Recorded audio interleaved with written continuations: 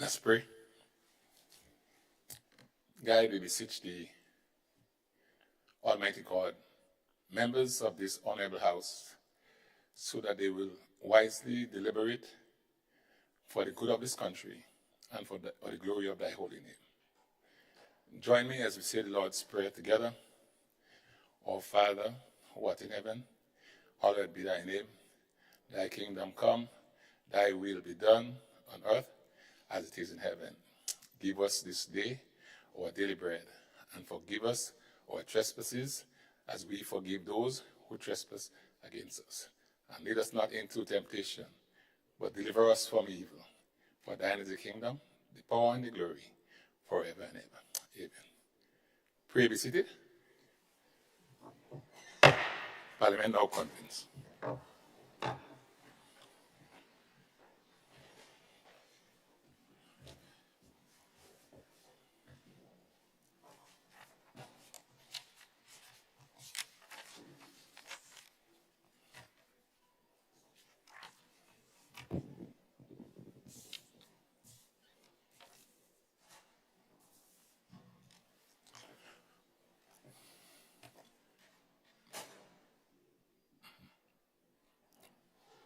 Proceed.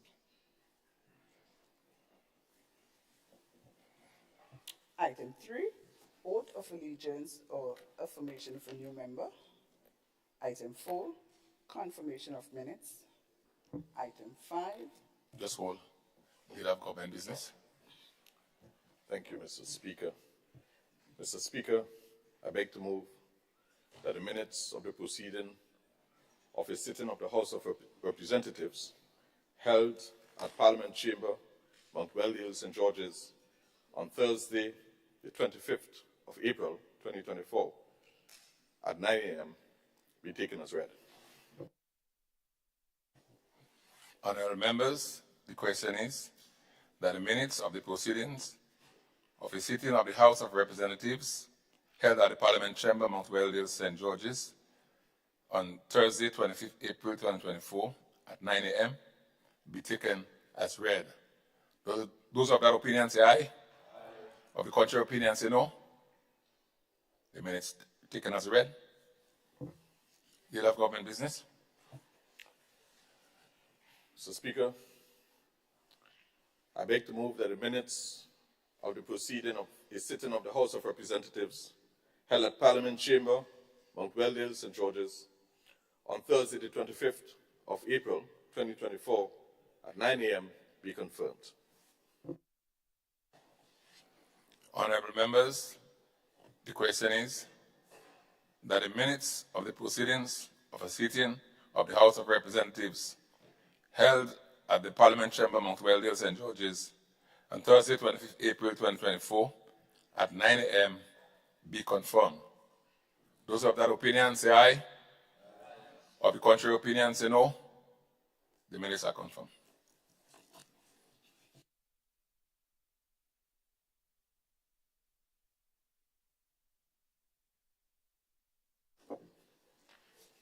Item 5, messages from the Governor General. Item 6, announcements by Mr. Speaker. Thank you very much. I wish to inform the Honorable House that the Honorable MP for Carriacou and Petite Martinique will be joining us shortly. He is on his way from home, and so he will be joining us very shortly. I'm informed that he is on his way to Parliament today. Since, for the period, the year 2024, so far, the following bills were passed and received the assent from the Governor General. 1, Road Traffic Amendment Act 2024. 2, Public Procurement and Disposal of Public Property Amendment Act 2024. 3, Firearms Amendment Act 1.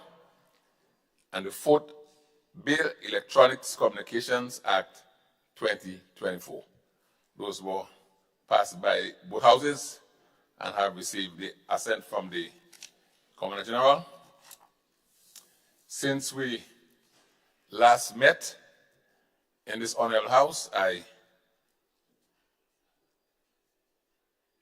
attended the meeting of Pan Americas in Paraguay, and I wish to inform this House that the Speaker of the House of Representatives in Grenada was elected to serve as first Vice President of the Pan Americas and a member of the Board of Directors of the Parliament of the Americas.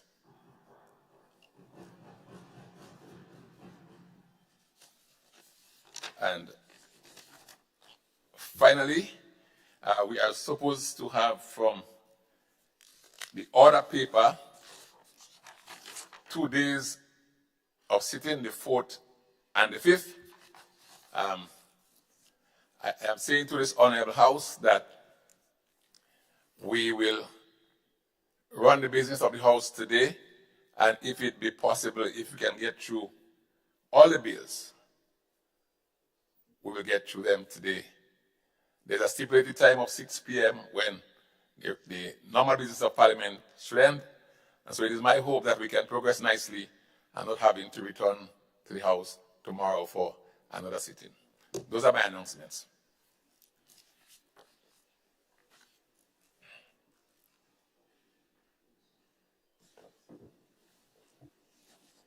Item 7, presentation of petitions. Item 8, presentation of papers and reports from select committees. Item 9, unopposed private business. Item 10, questions. Leader of His Majesty Opposition. Yeah, Mr. Speaker, as you know, I was not here, unavoidably absent the last sitting, and I noticed that the answers to the questions were given. I just have a couple supplementary questions and some comments. And then question 8. The question asked, and I may read it, Mr. Speaker. It says, did the government of Grenada, through the NOC, pay or sponsor flights and accommodation for persons in the diaspora to come home for the independence celebration? If so, please provide a list of the names, destination, and cost associated with the accommodation and the travel for each individual. The answer given, this is not in keeping with the current administrative practice. Speaker, I must admit that I clearly don't understand what is entailed by this, because I thought this is a question of the resources of the country as being expended on individuals, and therefore information related to that activity. I don't know how it's not in keeping with administrative practice. It's my understanding that this comment. First of all, I don't understand the comment, so maybe need an explanation from the minister responsible.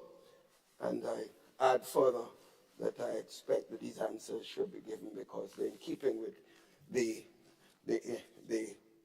responsibility, the accountability, and transparency which this government has pledged to uphold on a consistent basis. So I beg your indulgence to the Minister of Finance to explain what he meant by this, and then also that whether he's expected to provide this data at a later proceeding. Honorable MP, Leader of His Majesty Opposition, is that your only comment? Item 8 also, but question 8 also, the last one. I have a comment in question 9, sorry. This is 8. So Question 9. yeah. I would like you to comment on both, so if you have to respond. Okay, fine. Yeah.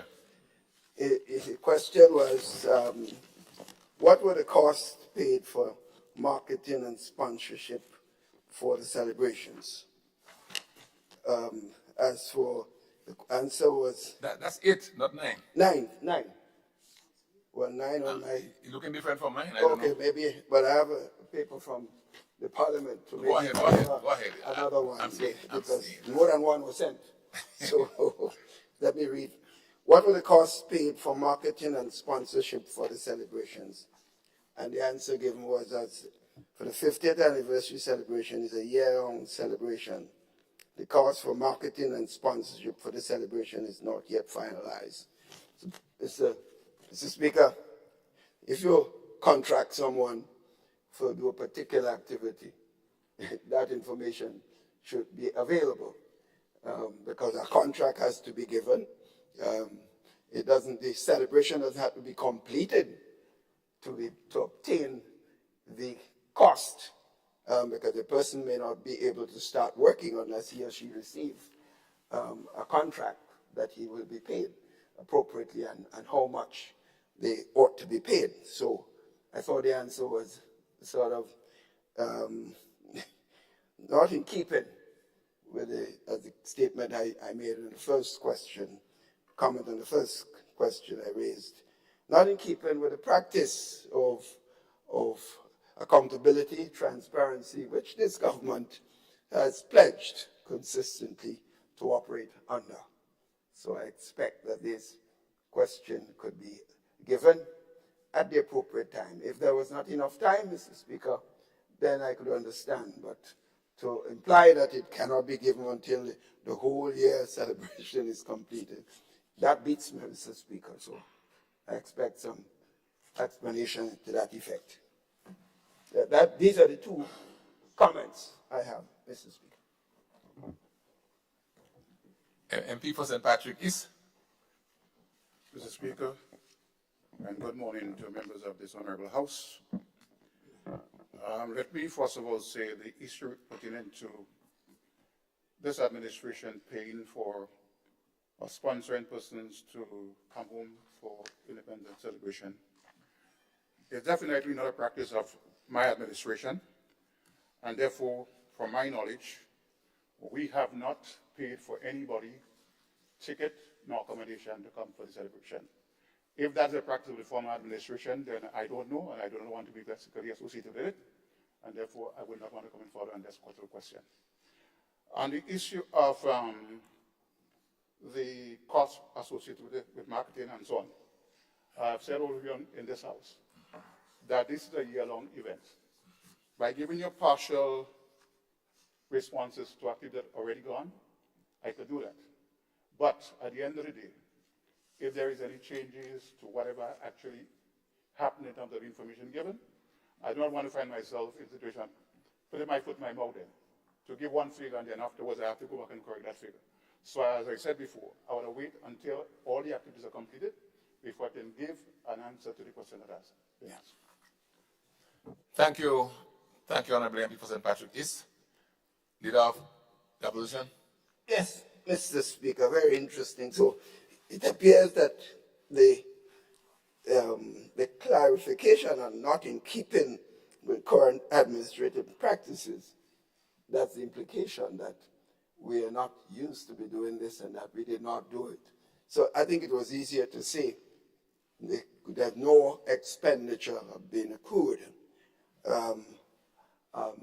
under such in such initiatives. That would have been better, but of course there are ways of finding out the truth. So because I happen to know differently from based on people that spoke to me who received free tickets. So I would follow up on this. But I can't understand, Mr. Speaker, a final point. The minister implied that he has to wait. If a contract was given, it was given.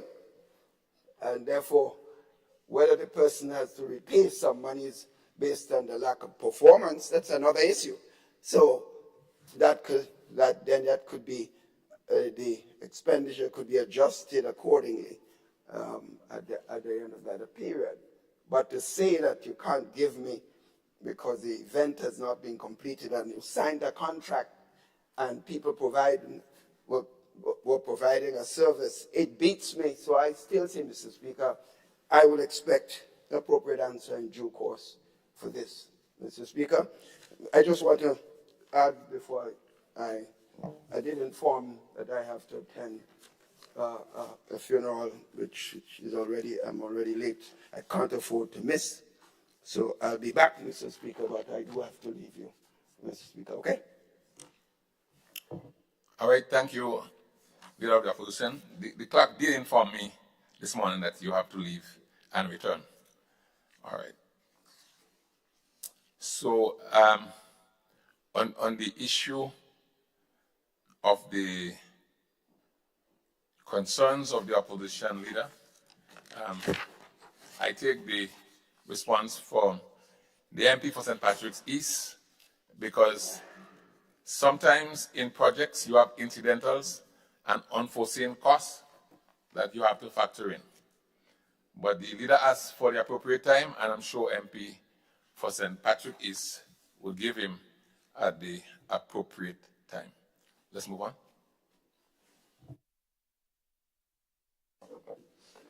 Item 11, urgent questions on the provisions of Standing Order number 21, notice of questions. Item 12, statement by ministers. MP for St. Andrew, Northwest. Thank you, Mr. Speaker, and pleasant good morning to everyone. Mr. Speaker, I rise to provide ministerial updates to this Honorable House on behalf of the Ministry of Mental Health, Wellness, and Religious Affairs. Mr. Speaker, as the Ministry of Mental Health, Wellness, and Religious Affairs, we understand the importance of enhancing the performance of our staff. To this end, in recognition of International Nurses Day, we have given tokens of appreciation to our nurses. We have also given to some of our doctors, honoring their invaluable contribution to our healthcare system. We have also launched a quarterly award ceremony to highlight the work of our mental health workers, both on mainland and in Carriacou. We thank the business community for the support of gift cards and members in the diaspora who have given tremendous contribution towards assisting our staff. We also appeal to other members of the business community and others in the diaspora to continue to give generously to our nurses, our social workers, and other members of staff that deals with the issue of mental health. Those would not only provide to showcase the dedication, Mr. Speaker, but also assist in their own mental health. Mr. Speaker, we have also had mental health training for first responders, nurses, and police officers. Last week, we had 2 days in St. George's in the stadium. Yesterday, we started in St. Andrew, and this will conclude today. And this training is conducted in collaboration with the Health Promotions Unit of the Ministry of Health to educate nurses and police officers on the signs and symptoms of common mental illness, to provide practical training on how to effectively address situations involving the mentally ill persons.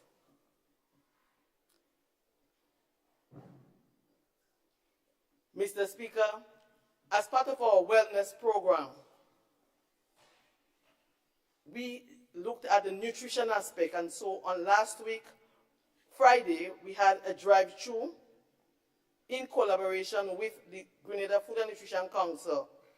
The aim of the drive-through was to increase public awareness of the food-based dietary guidelines for Grenada, to create awareness about practicing a healthy lifestyle. And so as we traversed the entire mainland, we stopped at locations where we saw groups of people and locations where there were schools and so on, provided not only promotional material, but we also had quizzes, Mr. Speaker, and we gave some small gifts, some small token that will aim to improve the health of our people. Mr. Speaker, the Ministry of Wellness, the Ministry of Mental Health, Wellness, and Religious Affairs, we aimed at dealing with the whole of our individual across the Tri-Island state. And so while we just launched the nutrition aspect, our active body aspect in terms of exercise and the rest and all that will be launched sometime later on in July. We also have mental health training for faith-based organization. This training will be launched next week, Tuesday. It is in collaboration with the Grenada Diaspora Advisory Council and will be done virtually. Approximately 30 persons have shown interest in participating. The topics that will be covered are as follows: wellness, focus on identifying the different types of stress and their impact on physical and mental health, and developing effective coping management strategies. Trauma and substance abuse, overview of the most common types of trauma, substance abuse, and the associated symptoms. It will also focus on therapeutic intervention to address these disorders. Suicide prevention, to educate participants on suicide warning signs, as well as how to respond and refer to professional help. Mood disorder, to provide an overview of psychiatric conditions that can cause significant changes in a person's emotional state. Mr. Speaker, we appreciate that faith-based organizations interact with the community, and so we are hoping that this training will give them the knowledge, the skills, and the correct attitude to transfer it to their members. Training in schools, Mr. Speaker. In July 3rd, a three-day workshop is being planned for the following secondary school: Boca Secondary, GBSS, Wesley College, St. Joseph Convent, Granville, SAS, Granville Secondary, and the Grenada Christian Academy. The training will focus on three main topics: drug and alcohol avoidance, conflict resolution, and stress management. Mr. Speaker, as a ministry, we continue to work on mental health, we continue to work on wellness, and we continue to work with the faith-based organization, understanding that they have a role in assisting us as we strive to deal differently to the issue of mental health and wellness in Grenada. I thank you. Thank you very much, Honorable MP for St. Andrew North West. I think you may proceed.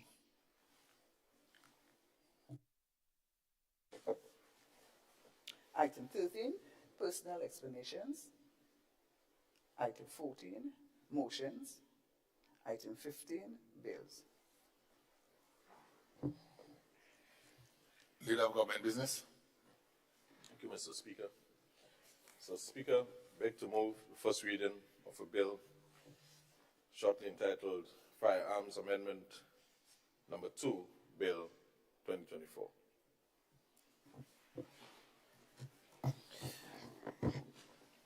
The bill which seeks to amend the Firearms Act, Chapter 105, to increase the penalties in respect of the commission of all firearm-related offenses under the Principal Act, shortly entitled Firearms Amendment Number 2 Bill 2024.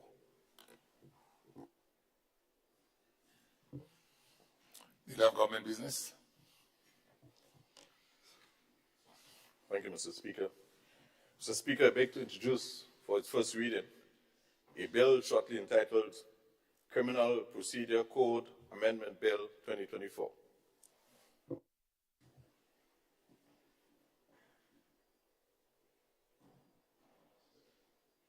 You lose it.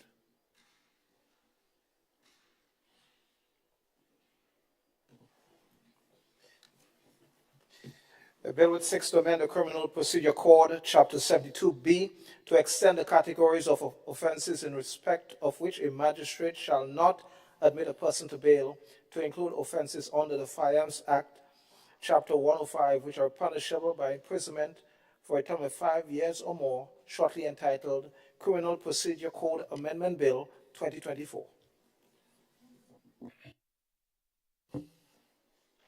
Leader of Government Business.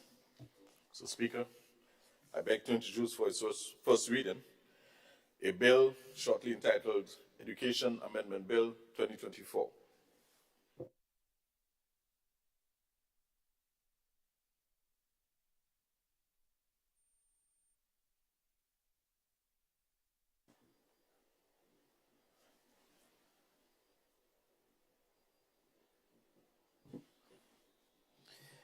A bill which seeks to amend the Education Act, Chapter 86, to increase the compulsory school age for children from 16 years to 17 years inclusive, shortly entitled Education Amendment Bill 2024.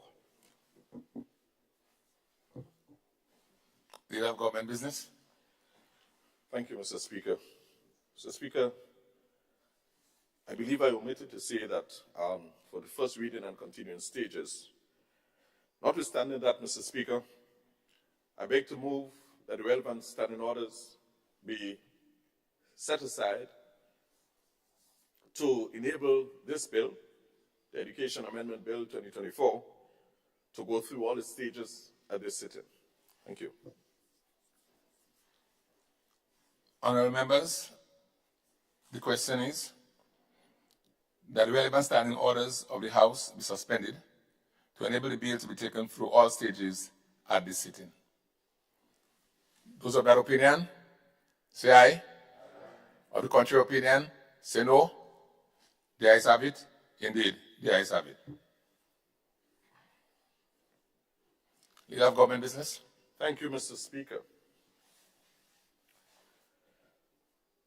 Mr. Speaker, this bill contains two clauses, very concise and to the point. Beg to move second reading. So, I thought I said that. Sorry. Mr. Speaker, I beg to move the second reading of the bill. Honourable members, the question is that the bill be read a second time. Leader of Government Business. Thank you, Mr. Speaker. Mr. Speaker, this bill contains two clauses. Clause 1 seeks to provide for the short title of the bill, and Clause 1, subsection 2, speaks to the effective date on which the bill is expected to come into force, or to be effective. And that day, Mr. Speaker, is on the first day of September 2024, as this year. Clause 2, Mr. Speaker, seeks to amend the definition for compulsory school age. Presently, the definition speaks to compulsory school age compulsory age of age 16. This bill amends the Principal Act by redefining compulsory school age to move it to age 17 inclusive, which means that a child ought to remain in school until he or she attains age 18. And that's compulsory, Mr. Speaker. Mr. Speaker, this particular bill,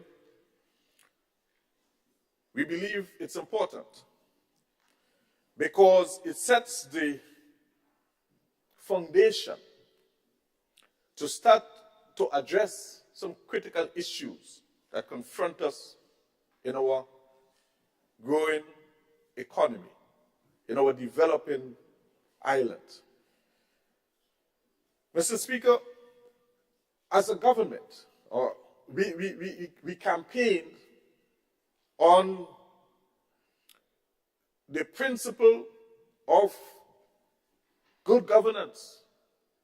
We campaigned speaking on the development of our young people, of our youths. And one of the elements that spoke to the development, Mr. Speaker, treated with that of skill training. And so, Mr. Speaker, our government is setting the platform to implement skill training throughout our system, guaranteeing that every child that leaves the school system should have at least a skill. That, Mr. Speaker, we believe it's important because those skills will, of course, develop into passions. And those passions, if followed well and managed well, can result in people developing wonderful and prosperous careers, businesses, and other dreams. And so, Mr. Speaker, the issue of ensuring that our children on leaving school are well-rounded, it's a critical component to ensure the future prosperity of Grenada. And so, Mr. Speaker, we recognize that there has been a number of children abandoning school, abandoning learning, climbing on the blocks, and not making a contribution to nation building, not having a skill. But if they're equipped, Mr. Speaker, they can be used to make a contribution. And that is the essence. So this is the first step, Mr. Speaker, we believe, in transitioning into an environment where our children would attain a skill before leaving the school system. So, Mr. Speaker, this is critical. This is critical as we position ourselves for the next 24 years of how we can transform our country. We need all hands on deck. And that is why, Mr. Speaker, this government will do all in its power to ensure that skill training happens throughout the length and breadth of our beautiful island. And that our children, whether they are moving along the academic lines, they too will be well-rounded and well-prepared to face the world of work. Because one of the cries that we've had in our society, Mr. Speaker, is that many of our youths, on completing their education, they are not well enough prepared to face the world of work. And so you find employers looking outside of Grenada for very simple things. So we need to, Mr. Speaker, as a government, set policies, put policies in place and pass the relevant legislation like this to guarantee a future for our young people. So, Mr. Speaker, with this, I commend the bill for discussion, and I ask our honorable members of this House to support this initiative in increasing the school age for our children so that they can remain in school, build strong careers, and prepare for either higher education and subsequently the world of work. Thank you, Mr. Speaker. Thank you very much, Leader of Government Business. Is it MP Forson and St. George Northeast? Good morning, and thank you very much, Mr. Speaker. I want to start off by acknowledging the fact that the government of Grenada continues to make good on its promise to Grenadians both home and abroad for improvements to the education system.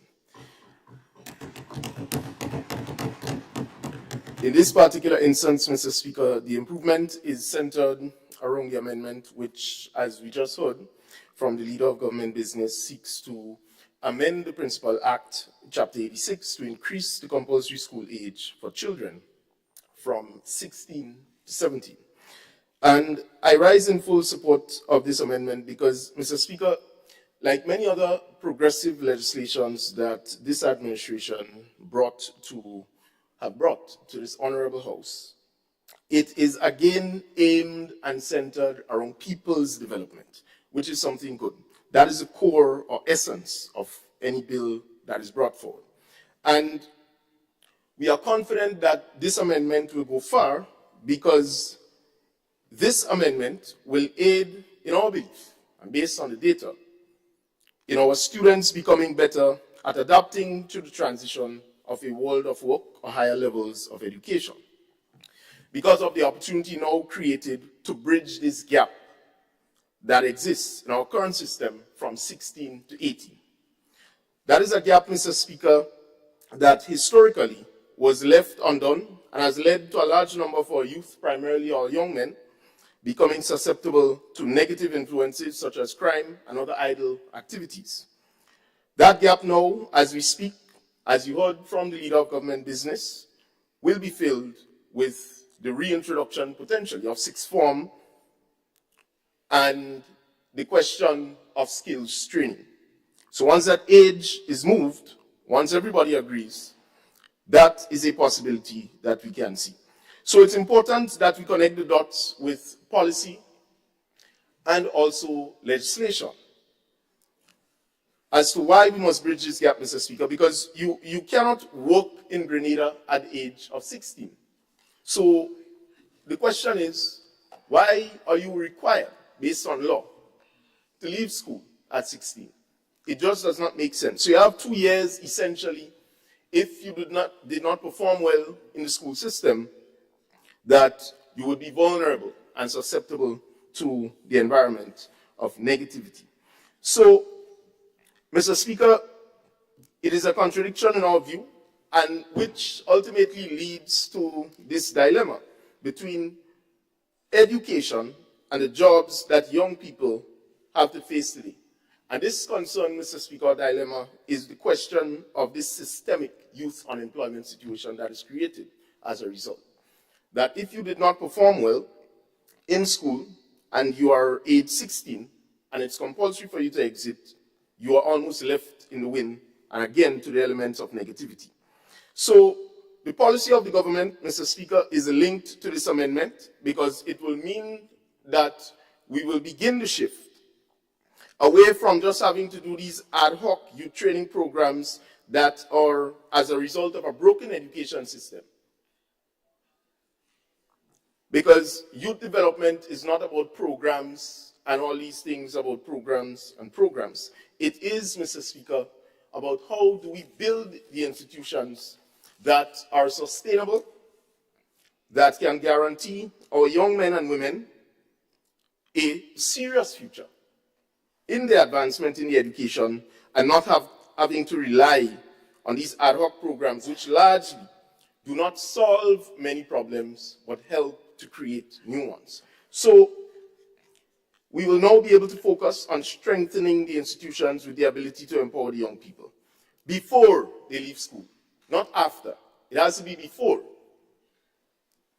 So further increasing, Mr. Speaker, the compulsory age in school has the potential also to improve, as you heard mentioned from the leader of government business, the quality of the students that exit. There is a positive relationship in terms of if you have more time to hone your skill and your craft in education, you can become a much stronger student when you exit and ultimately a more productive citizen. So that is the vision essentially behind this amendment. So while there may be young students who, no doubt, are doing excellent at the age of 16, this amendment will not take away from their performance, but it is meant to capture those who are falling by the wayside and find difficulty in transitioning to a world of work or higher learning too early. So the policy recently adopted by the government, Mr. Speaker, where no child is left behind, and this just doesn't mean up, up, and out, but it means that you don't have to struggle to remain in the school system any longer than you are comfortable, but there will now be mechanisms which affords you the opportunity to come up. So you heard mentioned skills training. So the intention of this amendment is not just in an abstract manner but is meant to zero in on some of these root causes of our students and their performance in the Caribbean region. And I want to take this opportunity to raise some concerns with the fact that agriculture is something that is being questioned at the level of CXC in terms of its continuation. Because, Mr. Speaker, when we talk about skills, the importance of skills goes far beyond just the talk about it. It means, therefore, from a Caribbean or regional standpoint, we need to have the skills that our young people need to be able to guarantee a sustainable future. And therefore, any institution that we have, whether local or regional, must be able to build in that framework which is going to help those who are not so academically inclined to be able to continue to pursue their education. So I want to take this opportunity to raise some concerns there and to say, again, that this amendment ultimately is about seeing how do we take care of the young men and women who are unable to transition at too early of an age. So it is not meant to take away from those who are performing well at 16. There are some wonderful students, Mr. Speaker, who do well at age 16 through the current system. But this now will afford us the opportunity to revise the education curriculum, to re-strategize, and to come much better to take care of a wider pool of students, ultimately, which will help benefit our country, Grenada, Carriacou, and Petit Martinique. So, Mr. Speaker, with these few words, I again echo my support for this amendment, and I look forward to its implementation. Thank you. Thank you very much, MP for St. George Northeast. And is it MP for St. Andrew Northeast? Thank you, Mr. Speaker. Mr. Speaker, this morning I rise to give a contribution on this bill, the Education Amendment Act 2024. Mr. Speaker, we are here proposing to increase the compulsory school age from 16 to 17 beginning in the next few months, September 1st, 2024. And I'm here asking myself, within those next few months, what miracles our nation's children or the school system is expected to undergo so those things can happen. The reason purported here for this change is to introduce skills training into the school system. I'm assuming the secondary school system. And it is my knowledge that skills training has always been intertwined into the school system. We can speak about electronics, technical drawing, building technology, clothing and textiles, food and nutrition, just to name a few skills that have been intertwined into the school system for many, many years. So, introducing a few more skills, I assume, how will that curb all the problems that our young people face, that our students face by remaining in school 1 year longer? This bill will not correct the issues that is found in the school system, Mr. Speaker. Furthermore,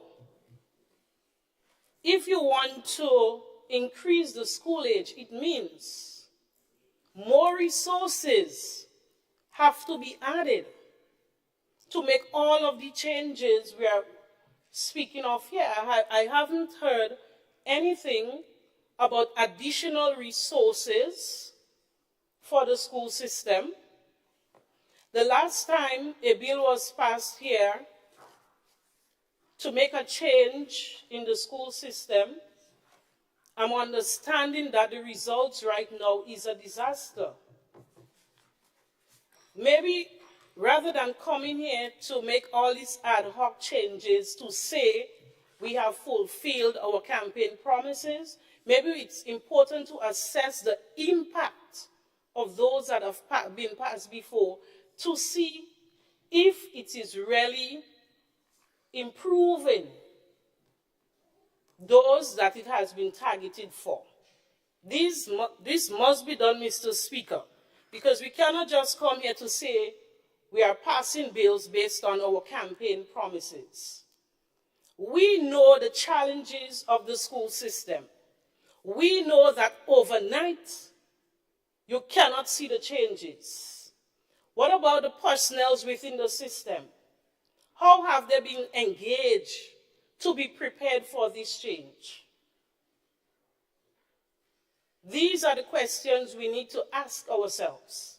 So to come here and make it look like we'll be introducing skills throughout the school system for the first time, and this will solve all the problems that our young people face, so they will no longer have unemployment issues because they're coming out with a skill and they'll be passionate about it and they will find a job or they will be self-employed.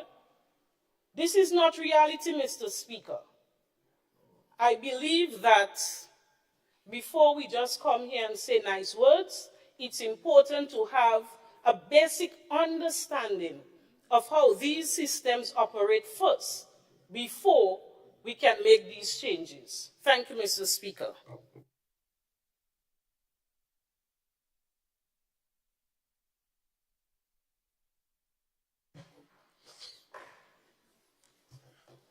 Thank you, MP for St. Andrew Northeast. And I've noticed the light of the MP for St. Andrew Southeast. The floor is now yours. Thank you, Mr. Speaker. Mr. Speaker, I wish to follow the MP for St. Andrew Northeast, Honorable Kate Lewis, and to make my contribution as it relates to the bill that has been presented to this House. Mr. Speaker, I think this is more than just changing numbers, moving from 16 to 18 or moving from 16 to 17. As she would have indicated, there are a lot more that needs to be considered. And this has been presented as a change that is concise and to the point. Mr. Speaker, I wish to note that it's not as concise and to the point. This is a very major move that is being made. And I have to say this, that I am going to oppose nothing, absolutely nothing, that is in the interest of the development of the education sector as a standard policy. However, when changes are to be made, major significant changes, Mr. Speaker, there ought to be some depth, right? And I listened to the presentation, and in my opinion, I expected a lot more in terms of the content. I know this is not the Minister for Education, I accept that, and I expect that we would have something more detailed coming that would make one feel comfortable, Mr. Speaker, that moving forward with this change, as was indicated before, would be for the better, and that we are going to be able to see significant improvement as it relates to this. So, Mr. Speaker, I want to flag and make the point, the importance of consultation. No significant consultation has been held with key stakeholders on this issue. So whether we are talking principals, teachers, parents, educational officials, managers of boards, Mr. Speaker, there has not been consultation on this. And I believe this is mistake number one. This initiative, Mr. Speaker, requires all stakeholders to be on board. But not just to be on board, Mr. Speaker, understanding what is to be done is significant because this has implication. But a very important group of stakeholders is that of students, Mr. Speaker. So right around the country, we should have already been engaging students on this significant change. When we think about mental health, we ought to be thinking about the student who left primary school some years ago, went for 1, 2, 3, 4, with the expectation that they are leaving after Form 5. Mr. Speaker, we can just drop this on them. So suddenly, as a matter of fact, most of them, if not all of them, would be hearing this right now for the very first time.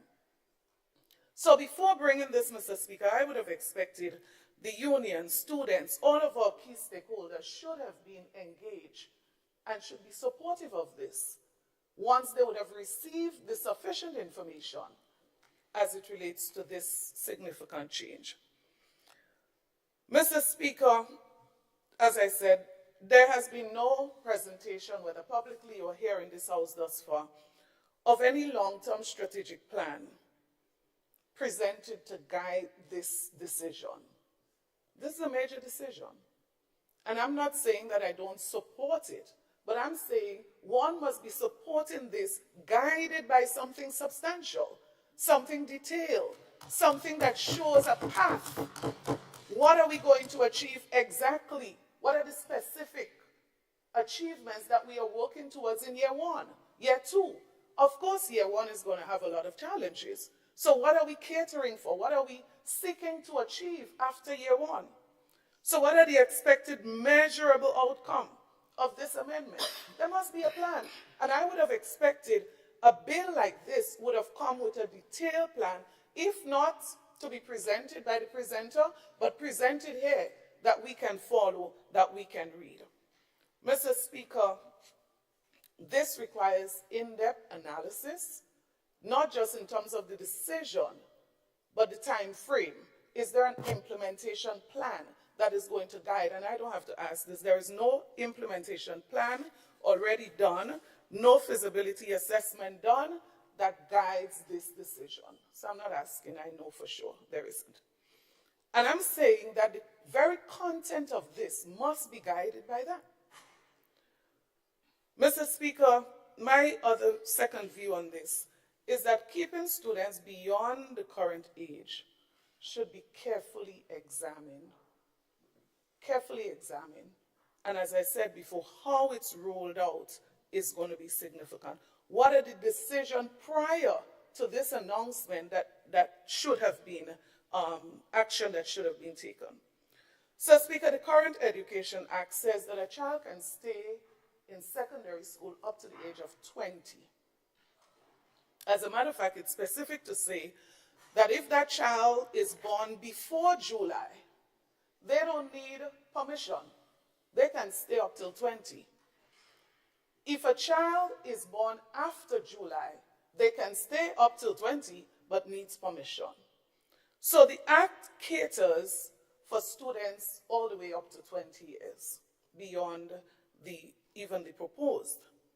Mr. Speaker, I humbly submit this morning that we could look at serious motivational strategies and incentives as opposed to adjusting the compulsory age, making it mandatory, where we can support students even beyond 18 to continue.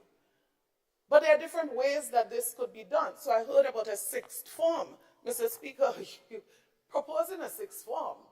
We know the existing challenges, not just the issue of space, the issue of resources, human and otherwise. Mr. Speaker, so I'm asking myself, are there other methodologies that could have been adopted as opposed to just the amendment of the compulsory school age, as opposed to just legislation? One might argue, Mr. Speaker, that students, after they leave school, how do you get them to? But I'm going to also say this, Mr. Speaker. Another way we can look at this is to actually establish minimum requirements for early graduation. So if we set what the minimum requirements are, and I totally 100% support every child leaving a school with a skill. Totally, absolutely support this. So, Mr. Speaker, we can establish the minimum attainment per child so that if I achieve the minimum attainment requirements by 16, I could move on. So that is what I'm saying, Mr. Speaker. And maybe if there's more consultation on this, just maybe, we may get a method, an approach that could achieve the same results, maybe implementing it slightly differently, right? The other thing, Mr. Speaker, that I want to make note of is that there has been models of this before, where exceptions can be made with parental consent, or clauses that allows for graduation by students who manage to complete all of these requirements by 16. So, Mr. Speaker, those considerations were not part of the presentation this morning, and I wish to humbly suggest that those can be considered. The other thing that needs to be seriously considered, Mr. Speaker, is that while there are wide bodies of research on the issue of increasing the compulsory age for education, Mr. Speaker, some research shows that this seriously have immediate, short-term, long-term positive benefits. But, Mr. Speaker, there is substantial research that shows otherwise. So the issue of crime in school, there is research that points to the correlation between increasing the compulsory school age and violence in schools, dropouts, school dropouts, Mr. Speaker. And these are real issues that need to be considered, Mr. Speaker, and that is why I am hoping that significant consultation could be held on this, particularly engaging those who are involved in education. Mr. Speaker, on the issue of skills training, and this was presented as the key reason of why this is being done, and this concerns me even more, Mr. Speaker, because I believe every child in secondary school could acquire a skill before leaving secondary school if the minimum age is kept. And, Mr. Speaker, that is where curriculum reform comes in. Mr. Speaker, a serious decision was taken. Consultation started. A consultant was already approached on this. And, Mr. Speaker, to date I have not heard anything as it relates to I'm not saying it has to be the same consultant or anything, but, Mr. Speaker, I believe we are losing crucial time as it relates to the whole issue of curriculum reform. So I wish to strongly recommend that we can look to curriculum reform as a serious vehicle for achieving the very said objectives that were pointed out before. Mr. Speaker, when we speak about skills training and all of that, again, the minimum national qualification framework, Mr. Speaker, significant. So when we speak TVET and skills training and we say we're serious, Mr. Speaker, there are some fundamentals. So the national qualification framework, significant work was done. As a matter of fact, external agencies were involved. Mr. Speaker, between 2022 and now, I have not heard a word on this. I'm not saying a word was not said, but, Mr. Speaker, I would like to see us roll this out with urgency in the context of what was said. The issue of more flexible learning pathways. Mr. Speaker, the Grenada Christian Academy was identified as the model school for this. Can you begin to pursue seriously the issue of the same skills as early as Form 2? Mr. Speaker, when we look at the flexibility of learning pathways, we have to see the correlation to this that we are discussing now. And it doesn't necessarily mean that one has to stay an additional year. And so, Mr. Speaker, I wish to make the appeal this morning that we move forward with urgency. If you look at how the model of the new GCA Grenada Christian Academy School, the design of that school, the vision for that school, you would see that it fits squarely within the context of that new look as it relates to pathways that are available to students. Mr. Speaker, I am very concerned about what I consider to be the unnecessary delays that are taking place on this project. As was indicated before, when we left in 2022, Mr. Speaker, this project probably had one major item outstanding. And, Mr. Speaker, I am concerned 2 years after, we are still struggling to get this moving. Models. Expansion of the TVET program in secondary schools. Mr. Speaker, the piloting of TVET in secondary schools, as was said before, outside of the regular program. Mr. Speaker, 4 schools were piloted, were part of the pilot project. TVET, CVQ, acquiring a CVQ before one leaves school, secondary school. And Mr. Speaker, this was absolutely in place. Mr. Speaker, this program, if we investigate, there has been a backward step in that regard. The question is, where are those schools right now? We invested in equipment, we invested in resources, we invested in training. The question is, where are we right now, 2 years later? I'm saying, let us go back and expand, because I would support anything that's going to be an improvement, but let us not go backwards, right? Mr. Speaker, the whole issue of establishment of centers for excellence, and I made the point here before. Centers for excellence don't have to be new buildings that we construct. So the centers for excellence is an agreed concept years ago that has been agreed at the regional level. And we move forward on the basis, Mr. Speaker, that we're going to use existing schools. So SAS was appointed as a center for excellence. Construction workers were going there after work, and I support the principle that schools must be open day and night. So people were going from work to school, owning a CVQ. Western Hall Secondary School was another center. So construction and other skills were being taught at those centers. The students in school acquire the skill during the day, and people who are not in school get to acquire after school. Mr. Speaker, as I said before, I believe incentives and systems can be established to support and to expand and to encourage the development in those areas. And as I said, I want to repeat, I am not going to argue 16, 17, 18. I'm not going to argue that. I'm just saying, have we done a thorough analysis of this to determine what would give the best result? So if the best result, Mr. Speaker, is moving it to 18, the best result is strengthening the structure, putting new systems in place, new incentives in place, Mr. Speaker, I would say we move ahead with that. Mr. Speaker, can I have 2 minutes just to wrap this up? Thank you.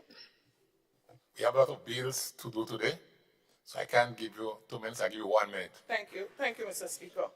Mr. Speaker, the final thing I mentioned here is pushing ahead with skills training, and TVET requires the implementation of the TVET policy.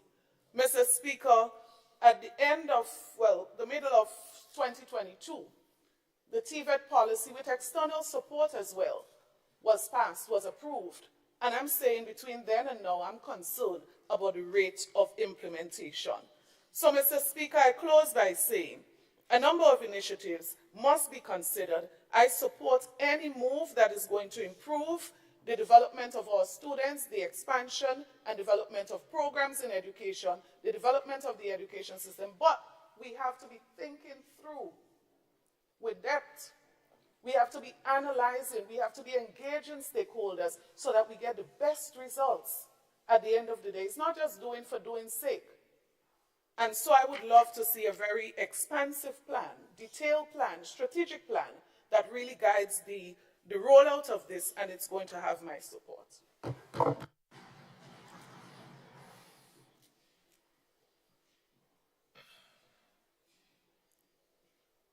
Right, proceed. Honorable Prime Minister. Thank you, Mr. Speaker. Mr. Speaker, I rise to support the bill presented by the Leader of Government Business. I also want to take the opportunity to, particularly in relation to the former Minister for Education and MP for St. Andrew Southeast, to thank her for her valuable contributions to the debate on the bill, all of which I think are quite valid and worthy of consideration. I think it's important, Mr. Speaker, for us to distinguish between operationalizing and legislating. We're here to obviously legislate, and the Leader of Government Business made it clear that the bill is succinct. Our education system is not. It is expansive, it is intricate, it is complex, and it is a never-ending process to improve it. So no doubt, having had the years of experience in this field, and her presentation clearly demonstrates that she appreciates that. But Mr. Speaker, if you want to build a house, you first have to acquire the land. And you can talk about all the great house you want to build, swimming pool, how many rooms, the color, etc., etc. But you have to have the land first. And so this is just, in essence, a foundational piece and adjusting it to a wider construct of how we deal with education in Grenada.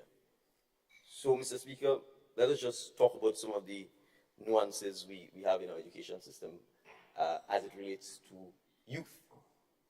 And that's the starting point. And the MP for St. Andrew Southeast is correct that the current Education Act, in fact, does allow for a young person voluntarily to remain in the education system at least until 20. But what we are dealing with and what is succinct is the compulsory education age. The age by which we are saying you ought to remain, and you ought not to be given a choice to say, I'm exiting the education system. And I want to distinguish between exiting the education system and secondary schools. Because it seems as if the notion somehow is that education ends with secondary school. And that's part of the challenge in the approach to education system that we have. So when we say we're expecting that miracles will happen because there are students right now who are expecting to exit the education system because they will be turning 16. That we are saying is a fundamental injustice to our young people. Because we are setting them up almost to fail. Now, the Minister of Education will give more specific statistics, but let's take what I understand to be rough numbers. I'm told about 1,800 young people exit secondary schools every year. Give or take around 16. I have a 16-year-old, soon to turn 17-year-old. He's exiting secondary school. If he says he does not want to do any further schooling under the current law, I can't do anything about it. I can't legally say to him, you need to remain in school. But at 16, what is he going to do if he decides, I'm not going to school and the law cannot force me to go to school? Under the Education Act,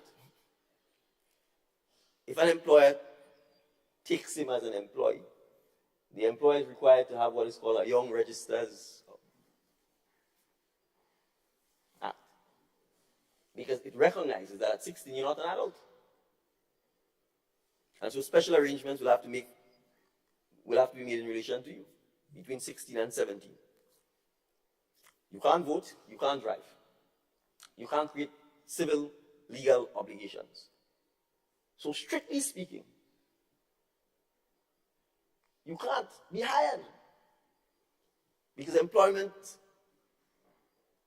is a legal agreement, i.e. a contract.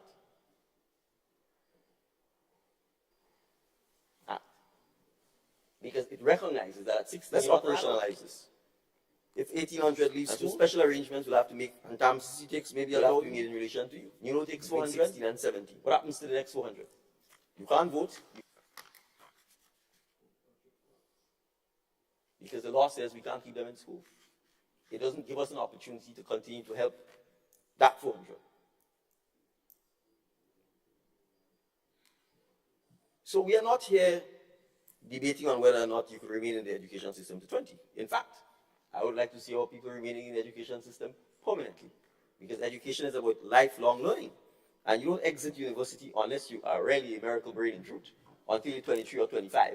And then if you go on to do your master's until your late 20s or 30s or 40s and your PhD. And I think everyone knows that statistically across the world, there is a general relationship between higher education or more education, or the more time you spend in the education system, and your income ability. And that is what we are seeking to begin to address. This is not the cure for the many challenges we face. It is the beginning of putting in place one of the architectural frameworks that we need to address to make sure that we don't have a significant, because 400 is significant. And if you do 400 by 5, every 5 years, 2,000. And that is what has happened. And it is that oftentimes 2,000 who exit secondary school, can't afford TAMCC or can't get to TAMCC, can't afford NULO or can't get to NULO, who exit the system. And then we recognize every 5 years we have 2,500 young people that we need to deal with. And hence the money, hence the this, hence the that. It's an ad hoc approach to it. So we are saying we have to begin to address it by ensuring we give them the opportunity to remain in school. And we didn't say secondary school. In the education system, so that we give them access to education. And it is not going to be, I agree, a one-shoes-fit-all. It may mean expanding the capacity of TAMCC, expanding the capacity of NULO, taking all of the various, I would call them suppliers of TVET education right now, and working on a comprehensive framework to start with, so that they can begin to be the ones who help us provide these services to these young persons who otherwise, because there's no legal obligation to continue educating them, or for them, more importantly, for them to remain in school, could opt out, and will likely opt out to their own detriment. And all of the statistics show, Mr. Speaker,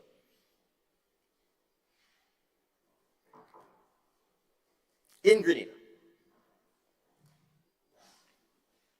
that the poorest group of people, those with the highest rates of unemployment, are those who spend the least time in the education system.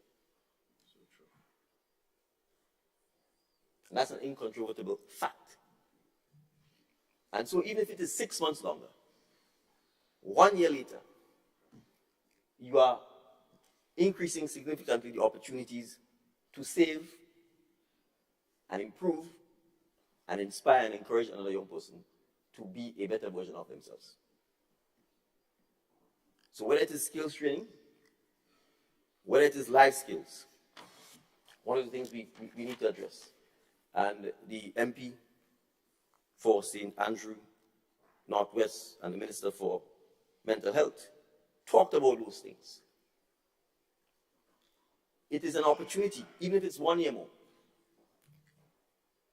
to deal with things like life skills, conflict, negotiation, emotional intelligence. A lot of the things that, because we are concerned with certification, and when I get 14 or 15 or 16 or 17 CXCs, but then you have a conflict with a fellow student and you don't have the school, the skill set to talk it through, to resolve it. So I agree that technical, vocational education in particular should not be a trying to save you after you spend 5 years of struggling with academic education. And I know the Minister of Education and the Ministry of Education are quite keen to get us to the point where, from a very early age, the opportunity to start streaming based on the passion of the students, their abilities, their skill sets, and being able to identify that, so that we don't put our students who may be creatives through 15 years of trying to turn them into an academic. Frustrates them, then we label them as being troublesome or miserable or what have you. And then when they get to 17 or 18 years, after 16 years of treating them a certain way, we now trying desperately to save them. So I absolutely agree that has to happen, and happen with some alacrity. And that the implementation of that requires all hands on deck. But I want to point out that as early as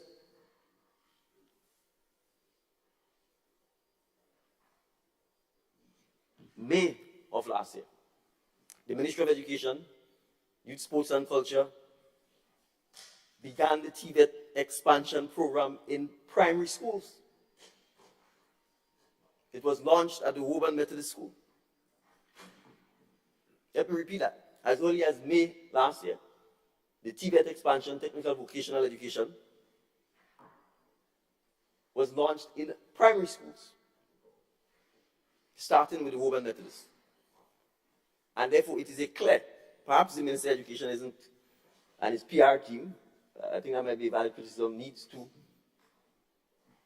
be more forceful and more direct in communicating what is taking place. And that may be a valid criticism which we accept, and I will certainly convey to him. But the fact that it started in primary school is a clear recognition that we need to start introducing the TVET in the primary schools, not in the secondary schools. Because if the children are not exposed to it from primary school, or in some cases reintroduced to it, because when I was in primary school, they were teaching woodwork. Right? So you see, Mr. Speaker, we walked away from a lot of the things. We presided over. We presided over the race to certification.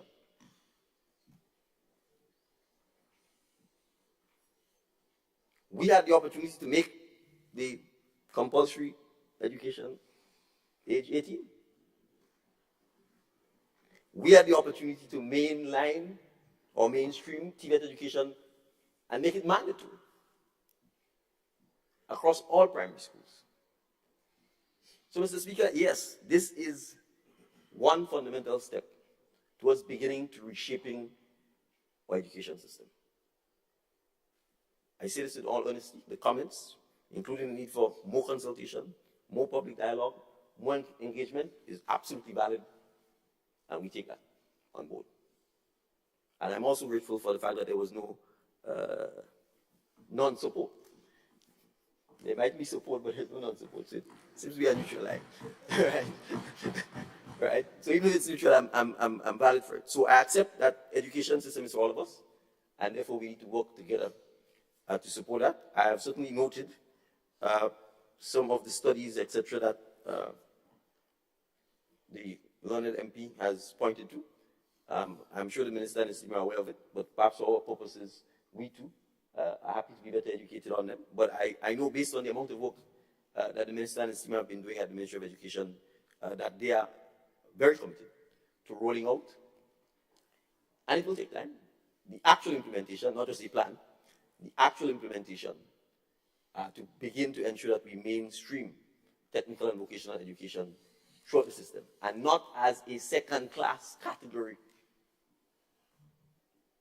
but on the same frontal basis as other aspects of education. And that includes, Mr. Speaker, things like music. In 2022, upon assuming office, only one Grenadian student did music at the CXC level. Only one. We can't be serious about education and music and creative and the arts, and we are not encouraging our students to do a subject like music. I mean, we can't be serious in the Caribbean if people don't want to keep agricultural science, which is essentially food production, as a body of knowledge that we should be encouraging our students to pursue. So Mr. Speaker, the critical mischief that this amendment seeks to address is ensuring that we don't continue to encourage our young men and women to think, one, that education needs to stop at high school. Two, that we don't continue disadvantaging them by putting them in no man's land. They're not an adult. They cannot legally work, really. Almost borderline child labor. Not give them the opportunity to continue their education. And I'm saying compulsory so. Because at 18, you're not an adult. And there's no point in putting you out into a system where you are not equipped already for the world of work and the challenges that will come with that. You can't vote. You can't drive. We intend to harmonize the law that also says you can't marry until you're 18. You know, if you marry at 16 with consent, Mr. Speaker. Right? That's part of the harmonization. So to some extent, this is also part of the harmonization of ensuring that we are consistent in terms of when we begin to allow an individual to create legal relations. And so even under the Employment Act, we believe we'll have to bring amendments to ensure that it is clear that if you are engaging in work, there's reference to it there already, under the age of 16, it should be trading, right, and not legal employment, so that we don't leave any loophole for the exploitation of 16 or 17 or 15-year-old children. So, Mr. Speaker, as I said, I wish to support the bill.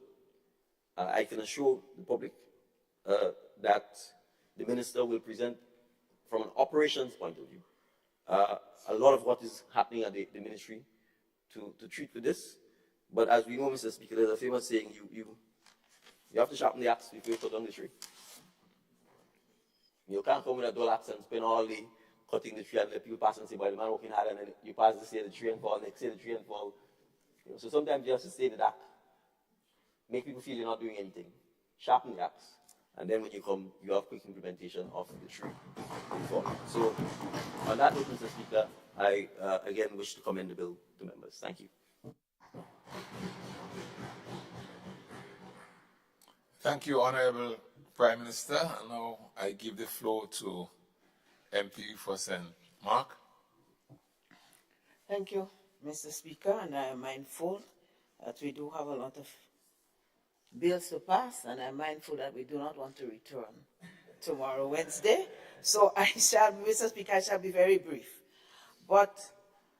And I didn't plan to say anything on this bill, but after listening to some of the presentations, I must confess that I'm a bit confused, and especially after listening to the eloquence of the Honorable Prime Minister and member for St. David, I'm a little bit more confused because I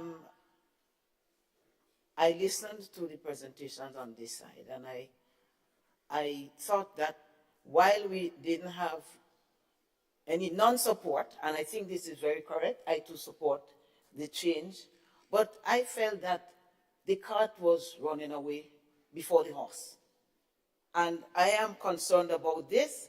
This is a serious house of business. And yes, we can sharpen the axe, but the axe can stay right there on the ground and not fell the tree. So we have to be careful of that. We have to have a plan. What you fell in the tree for? And, you know, what will you do with it? And when it falls, do you have plans to ensure that that tree doesn't fall and damage somebody? Are there plans to? Because there are ways to do it. I can't do it, but I've seen it done. There are ways. And I think the pathway, we have to be assured, we in this honorable house, and the public, that there is a plan for the 17. Because if somebody 16 years wakes up one morning and say, well, this is my last, no, I'm going back another year. But what am I going back to do? What is the ministry offering me? So even though they're youths and they're young, these are the people that we have confidence in, and the other sides always talk about youths and young people, and we have shown, we have demonstrated that we have, on this side, that we have confidence in them. But they must be engaged. And then the very administrators, the persons who are going to carry it out, they have not been engaged. Whichever, I don't know if it's boards, I don't know, the teachers, they have not been engaged. So how come you have a plan and you have not engaged the people who are in the field, who may, and there are many times when the people in the field know more than us ministers. They know more. So I don't understand how or why they have not been engaged. So I want to beg the other side not to seek to justify not engaging people. It is essential. Because otherwise, then you have to come back and redo and redo and redo when it could have been properly prepared. So I just want to state a couple things here. One, I do not feel confident that we have a plan ready. And I am concerned that the very people that we want to save and we want to serve, they do not know the plan, and the very administrators of the plan, implementers of the plan, do not know. And I want to beg that perhaps between now and the next sitting, we can see something, because we are not the authors, but we have an interest in the educational development of this nation. And therefore, I want to side with the members on this side for what they have said. Let us not take it as non-support or disagreeing or so on, but let us put it in a chronological order that we can all understand, one, that we can all support 100%, and we can see it bloom and blossom. We don't care if Grenada develops under this side or the other side or whichever. We care about this country. And therefore, the comments on this side, I want to beg that they be taken seriously and that they be put into good use. I thank you, Mr. Speaker. Thank you very much, MP for St. Mark. Now, honorable members, the question is,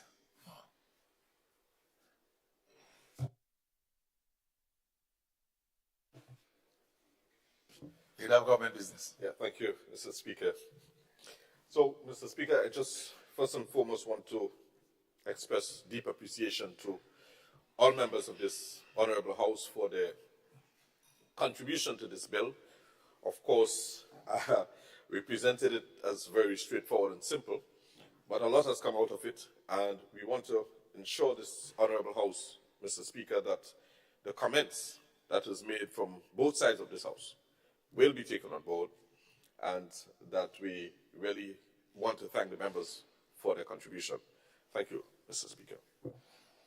Thank you, leader of government business. And honorable members, the question is that the bill be read a second time. All those who have that opinion, say aye. Of the contrary opinion, say no. The ayes have it. The ayes have it. A bill for an act shortly entitled Education Amendment Bill 2024. Leader of government business. Mr. Speaker, I beg to move that this House resolves itself into a committee of the whole House to consider this bill clause by clause. Honorable members, the question is that this honorable House resolved itself into a committee of the whole House to consider the bill clause by clause. Those who have that opinion say aye. Of the contrary opinion say no. The ayes have it. Indeed, the ayes have it. This honorable House is now in committee.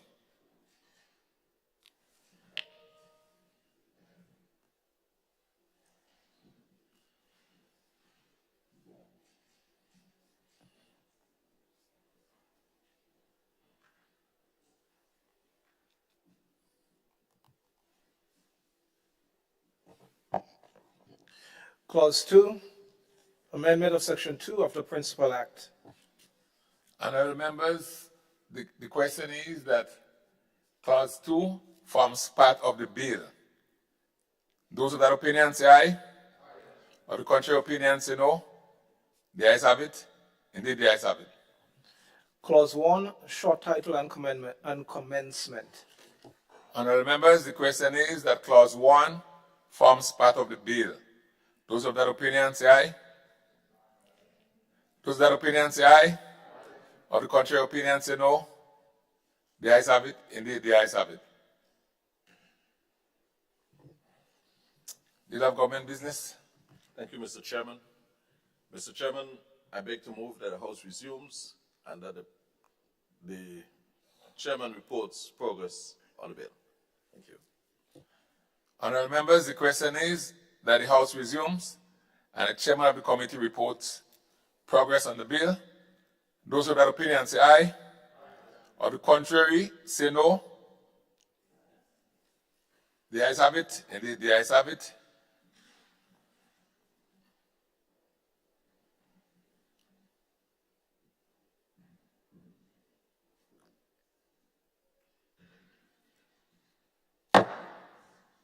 This honorable House now resumes.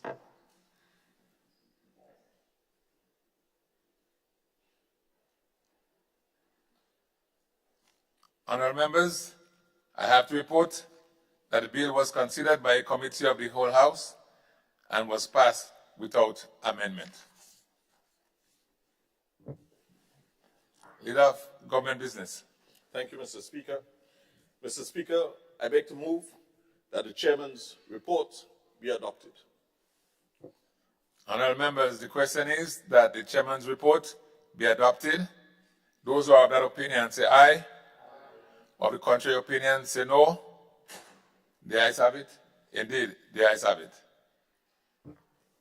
Leader of Government Business. Thank you, Mr. Speaker. Mr. Speaker, I beg to move the third reading of the bill. Honourable members, the question is that the bill be read a third time. Honourable members, the question is that the bill be read a third time and pass. Those of that opinion say aye. Of the contrary opinion say no. Indeed, the ayes have it. The ayes have it.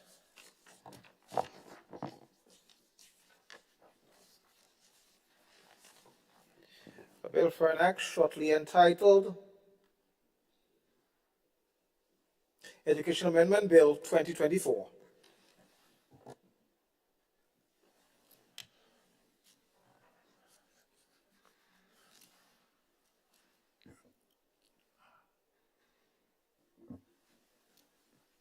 MP for St. Patrick is. Mr. Speaker, I beg to introduce for first reading a bill for an act shortly entitled Customs Amendment Bill 2024.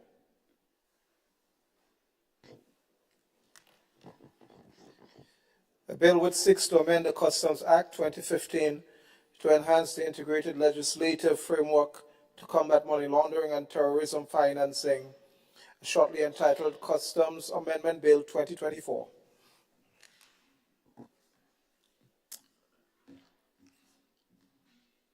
MP for St. Patrick East.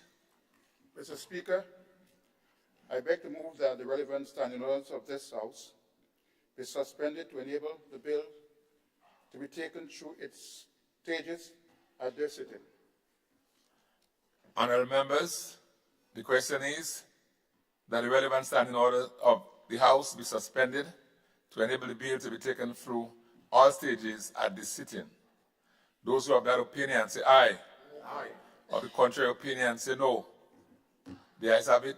Indeed, the ayes have it. MP for St. Patrick East.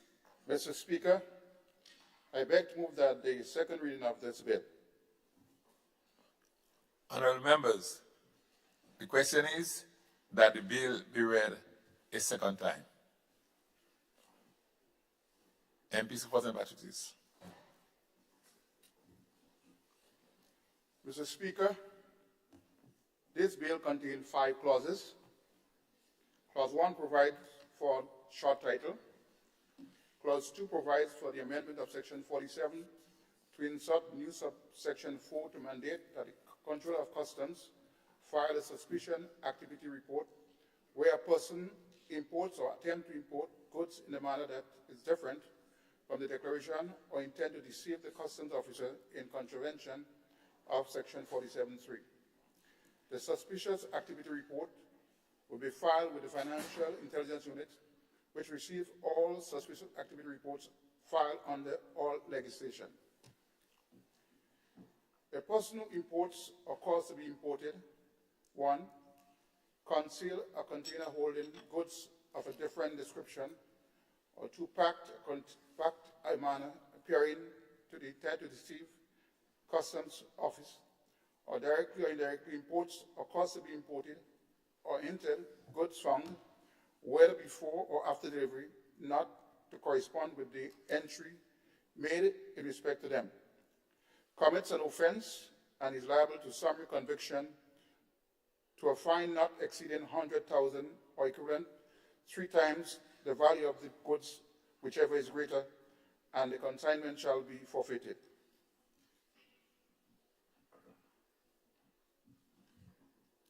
The objectives of this bill seek to amend the Customs Act 2015 to enhance the integrated legislative framework to combat money laundering and terrorism financing in conjunction with the Financial Intelligence Unit and the Anti-Money Laundering and Combating Terrorism Commission. Clause 3 provides for the amendment of Section 52.1 to remove the exemption of baggage accompanying passengers from the requirement to declare exports under Section 52. Currently, while Section 52 of the Customs Act 2015 empowers the Controller of Customs to mandate the declaration of exports, Section 52 creates an exemption for the passenger-accompanied baggage. Section 52.1 of the Principal Act reads, subject to Section 53, the exporter of goods other than passengers-accompanied baggage shall register with the Customs computerized system, the Controller of proper officer, an export entry declaration in respect of those goods. A, in such form and manner, and containing such particulars as may be prescribed, and within such time as may be prescribed, or such further times, the Controller may allow amendment of Section 52 of the Principal Act. Section 52.1 of the Principal Act is amended by deleting other than passengers accompanied baggage where it appears.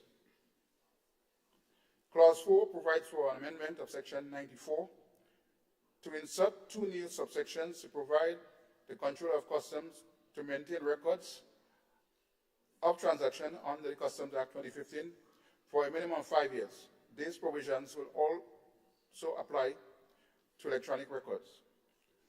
Amendments to Section 94 of the Principal Act. It is amended by inserting after subsection 4, the following new subsection. The Controller shall retain or cause to be retained a record obtained or created as a result of each transaction made pursuant to this Act for a minimum of 5 years from the date the record is obtained or created. Where the record is retained, obtained, or created electronically, the record shall be retained in an electronic format, readable for format for the period under subsection 5.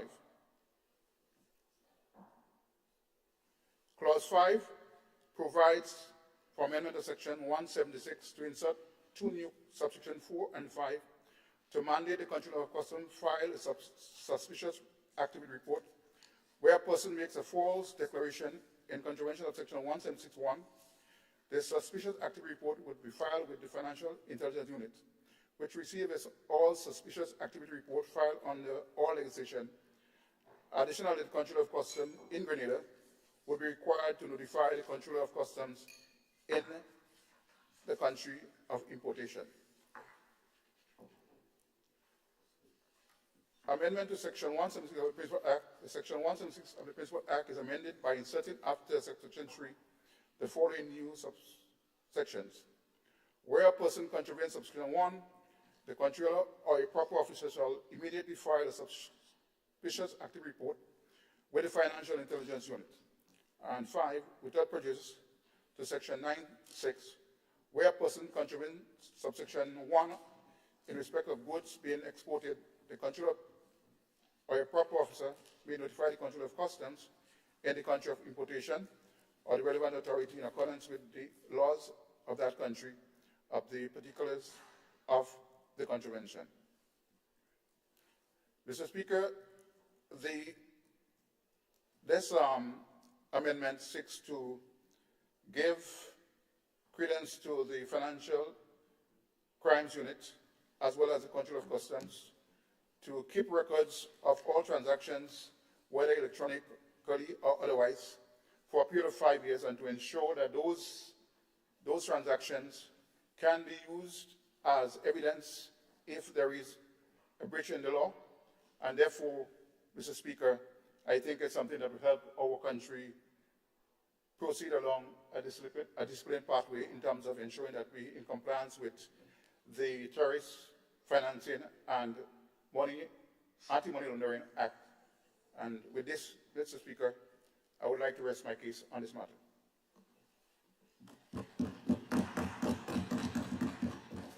Thank you, MP for St. Patrick East.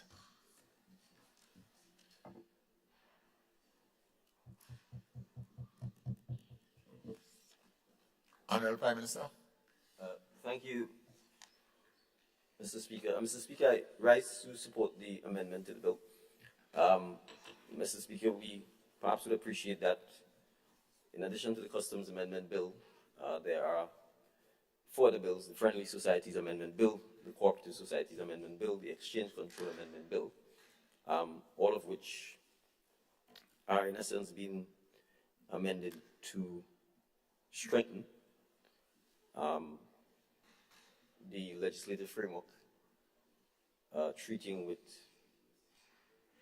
minimizing the risk associated with persons laundering money or money converted into other assets, as well as ensuring that there is transparency in relation to membership, ownership, or participation in certain institutions within Grenada. As you are aware, Mr. Speaker, there's an ongoing evaluations that occur in relation to countries' legal, judicial, and supervisory framework when it pertains to combating money laundering, anti-terrorism financing, and the like. So these amendments, particularly in relation to the Customs Amendment Act, Mr. Speaker, is designed to extend the scope of institutions or government departments that are required to file suspicious activity reports. So it's quite common for banks, law firms, real estate agents, etc., to have been mandated to do so in circumstances where it may appear that there may not be appropriate explanations for the transactions. And in the case of the Customs Department, it is simply extending that obligation onto the Customs Department to be able to file the suspicious activity report. There's also the requirement to keep records, including electronic records, for a set period. Although there was an existing obligation to keep records, it did not mandate the number of years for which it should be kept. So that is bringing some certainty to that aspect of the record-keeping arrangement for the Customs Department. So, Mr. Speaker, I certainly lend support to the amendment. We do have some, in a sense, international regional obligations that we are required to comply with, and to demonstrate that Grenada is continuously engaging in best practice when it comes to addressing things like AML and anti-terrorist financing. Thank you. Thank you very much, Honorable Prime Minister. MP for St. Andrews Southeast. Thank you, Mr. Speaker. Mr. Speaker, I rise to support this bill that has been presented. And as was indicated by previous speakers, there are many obligations regionally and internationally that Grenada has to satisfy, Grenada has to follow. And so, Mr. Speaker, we must recognize significant work that has been done in this area, and of course we support legislation to strengthen the existing legislation and to map the way forward to ensure that we are following and we complying. Mr. Speaker, 2 observations on this, and I want to make reference to the first one, which is section 176.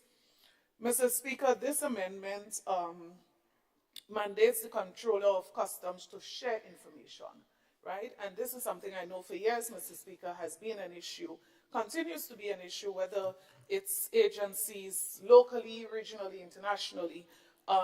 Mr. Speaker, in this case, we specifically report, speaking to exporting countries. And so generally, while those are often covered under bilateral and other relationships and arrangements, mutual agreements that we have, the whole issue and ensuring reciprocity is a concern and continues to be a concern. And I just want to flag this, Mr. Speaker, whatever can be done to encourage. So while, yes, you know, we normally very abiding in this way by supplying, very often the concern would be that others are not sharing. So we share and we don't get, even locally, you know, interagency locally.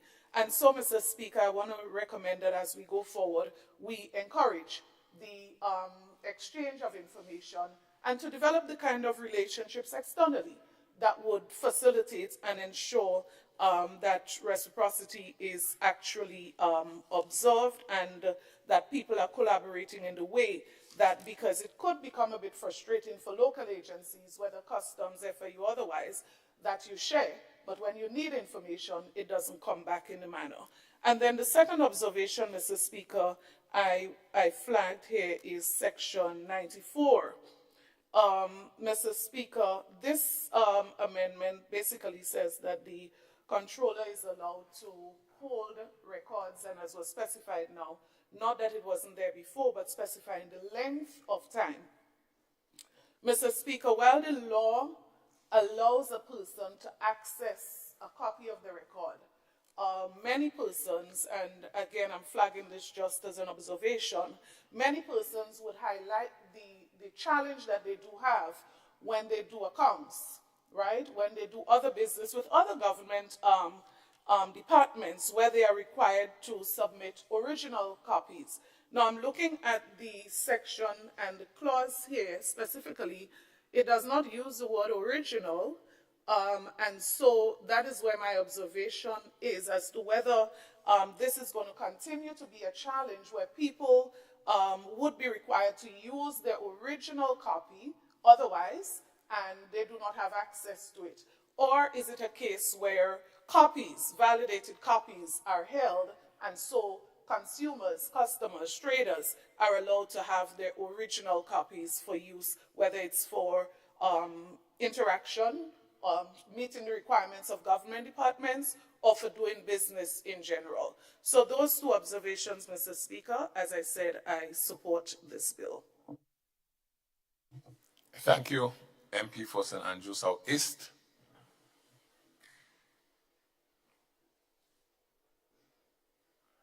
Right. Honorable members, the question is that the bill be read a second time. All those with that opinion say aye. Or the contrary opinion say no. Oh, sorry. MP for St. Patrick East, I invite you to close. Mr. Speaker, thank you. And since the debate on this particular bill was quick and rather simple, I will take the opportunity to thank members of this Honorable House for contributing to it and to ensure that we can pass this legislation at this point in time so that we can further strengthen our anti-money laundering bill as well as the terrorist financing act that exists. With that, I would want to say thank you to everybody who have contributed. Thank you, MP for St. Patrick East. Honourable members, the question is that the bill be read a second time. All those that opinion say aye. Aye. All the contrary opinion say no. The ayes have it. Indeed, the ayes have it. The bill for an action, the entitled Customs Amendment Bill 2024.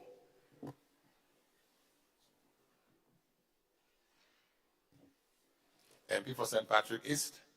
Mr. Speaker, I beg to move that the House resolves for itself into a committee of the whole House to consider the bill clause by clause or part by part. Honourable members, the question is that this Honourable House resolves itself into a committee of the whole House to consider the bill clause by clause. Those who have that opinion say aye. Of the contrary opinion say no.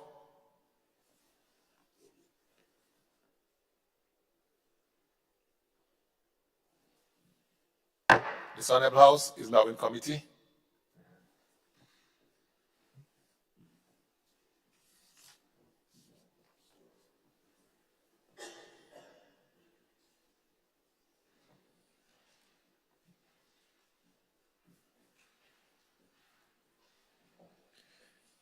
Clause 2, amendment of Section 47 of Principal Act.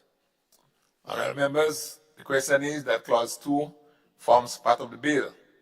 Those of that opinion say aye. Of the contrary opinion say no. The ayes have it. Indeed, the ayes have it. Clause 3, amendment of Section 52 of Principal Act. Honorable members, the question is that Clause 3 forms part of the bill. Those of that opinion say aye. Say aye. Of the contrary opinion say no. The ayes have it. Indeed, the ayes have it. Clause 4, amendment of Section 94 of Principal Act.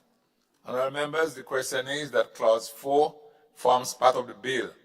Those of that opinion say aye. Of the contrary opinion say no. The ayes have it. Indeed, the ayes have it.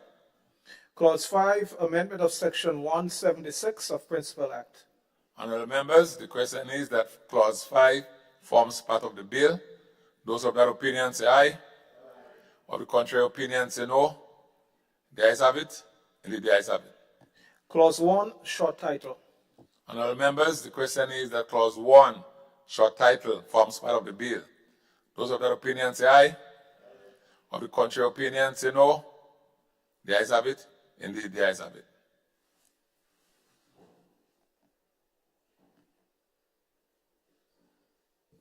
MP for St. Patrick East. Mr. Chairman, I beg to move that the House resume and the chairman of the committee reports progress on the bill.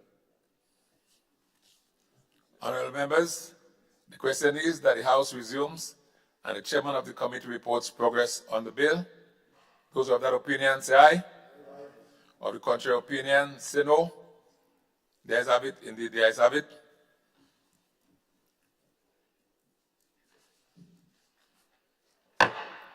This honorable House now resumes.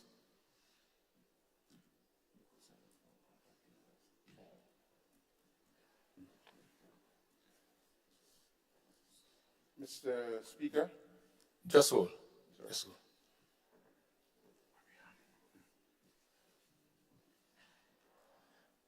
Honorable members, I have to report that the bill was considered by a committee of the whole House and was passed without amendment. MP for St. Patrick East. Mr. Speaker, I beg to move that the chairman's report be adopted. Honorable members, the question is that the chairman's report be adopted. Those of that opinion say aye. Of the contrary opinion say no. The ayes have it. Indeed, the ayes have it. MP for St. Patrick East. Mr. Speaker, I beg to move that the third reading of the bill. Honorable members, the question is that the bill be read a third time.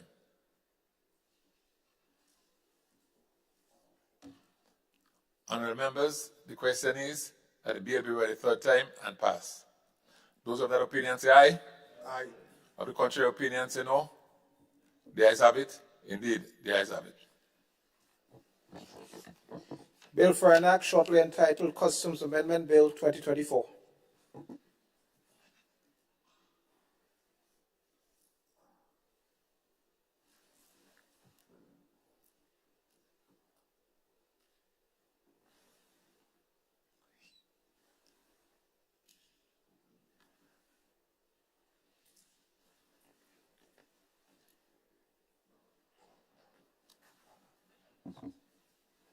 MP for St. Andrews Southwest. Mr. Speaker, and good morning, everybody.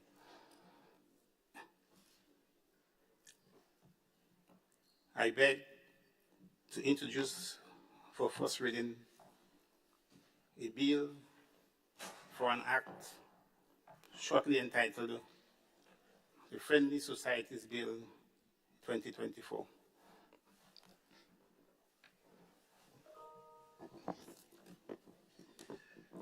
A bill which seeks to amend the Friendly Societies Act Cap 118 to mandate that the register kept by friendly societies be made available to the public, shortly entitled Friendly Societies Amendment Bill 2024. MP for St. Andrews Southwest. Mr. Speaker, I beg to move that the relevant standing order of the House be suspended to enable the bill to be taken through all its stages at this sitting. Honorable members, the question is that the relevant standing order of the House be suspended to enable the bill to be taken through all stages at this sitting. Those who have that opinion say aye. Aye. Of the contrary opinion say no. The ayes have it. Indeed, the ayes have it. MP for St. Andrew Southwest. Mr. Speaker, I beg to move the second reading of the bill. Honorable members, the question is that the bill be read a second time.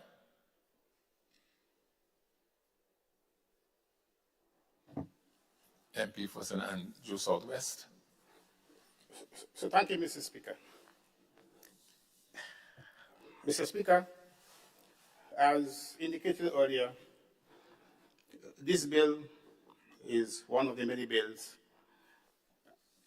taken to the House this morning in connection with our AML CTF legislative framework.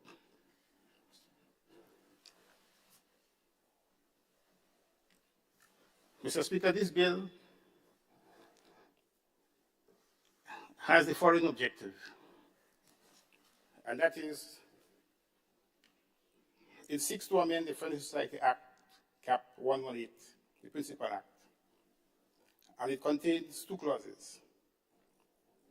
And its objective is to amend Section 10(1) of the Principal Act to mandate that the register kept by friendly societies be made available to the public. So that, Mr. Speaker, so as regards amendment of Section 10 of the Principal Act, it is amended by inserting before the words "in such form" the words "which shall be available to the public," and it will now read, Section 10, General Duties and Powers of Authority. The authority shall keep a register of all societies registered under this Act, which shall be available to the public in such form as may be approved by the Minister, and shall discharge all the duties required of him or her by this Act and regulations made thereunder. But, Mr. Speaker, I want to take a few minutes to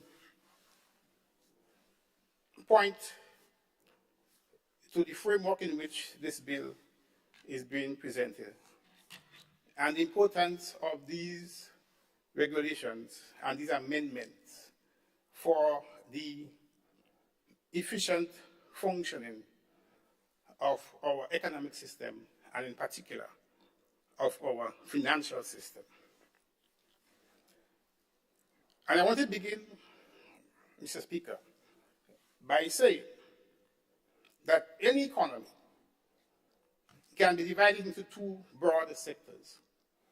You have what is called the real sector, and you also have what is called the financial sector.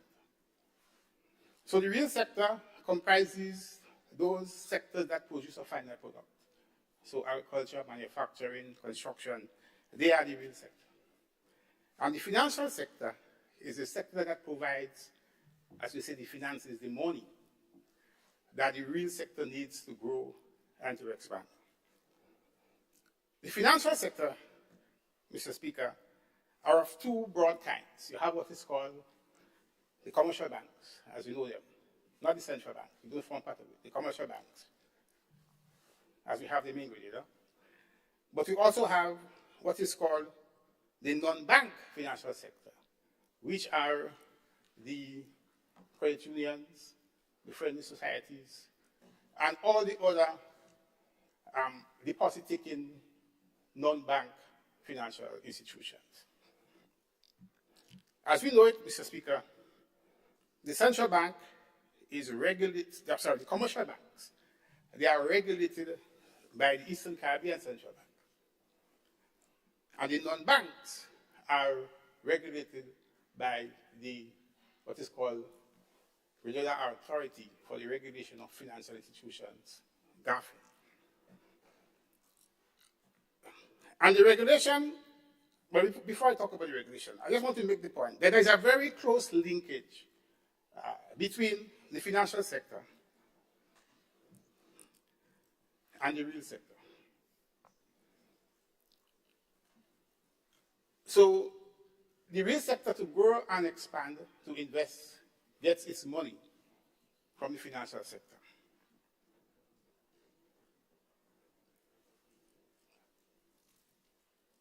So if the financial sector is not operating well, the economy, in fact, can be seriously affected.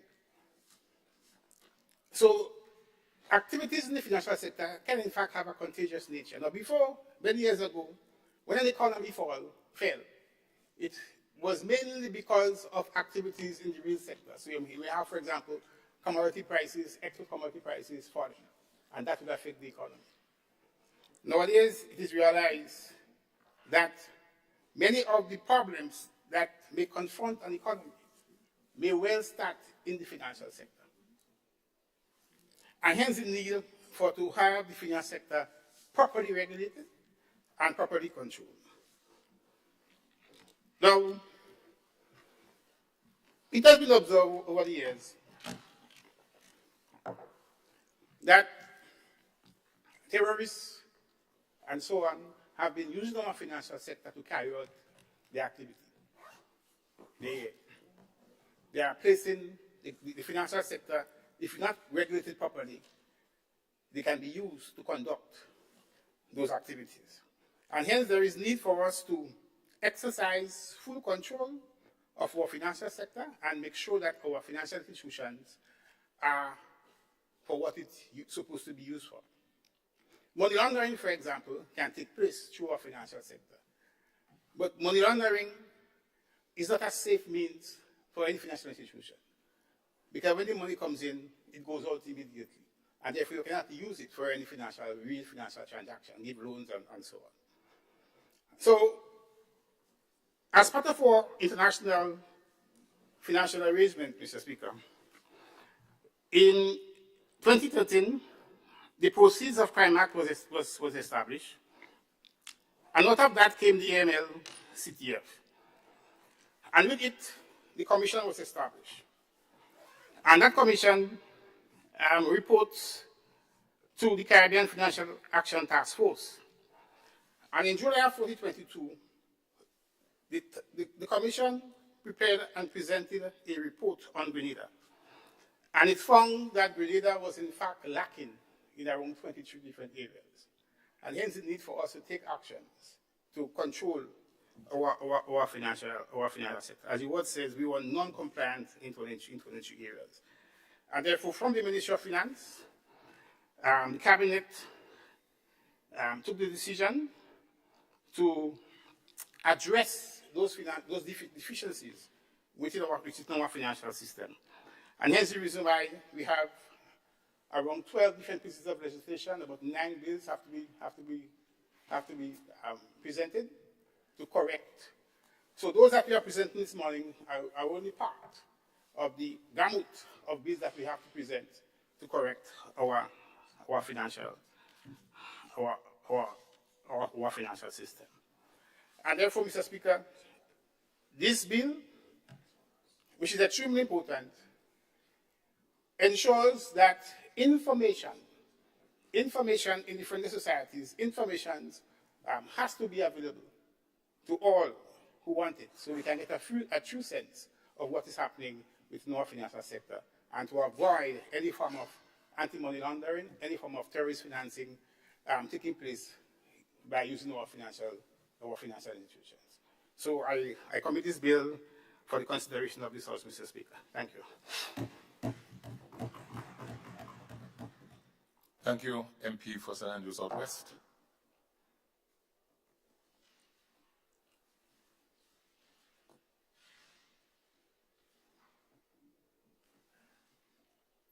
All right. It's very unusual that the guy who opens the batting closes the innings. But I invite you, MP, to close. Yeah, yes, sir, man. So if you're batting, you have to bat well. So I want to say that the response suggests that, you know, everybody is familiar and understood, and that, you know, is in full support of this bill. So thank you. You, MP for St. Andrew Southwest. Now, members, honorable members, the question is that the bill be read a second time. All those of that opinion say aye. Of the contrary opinion say no. The ayes have it. I think the ayes have it. A bill for an act shortly entitled Friendly Societies Amendment Bill 2024.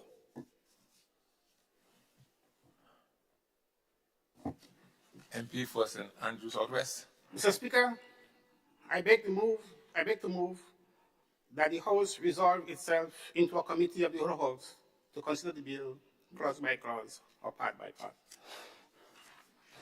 Honorable members, the question is that this honorable House resolves itself into a committee of the whole House to consider the bill clause by clause. All those of that opinion say aye. Of the contrary opinion say no. The ayes have it. Indeed, the ayes have it.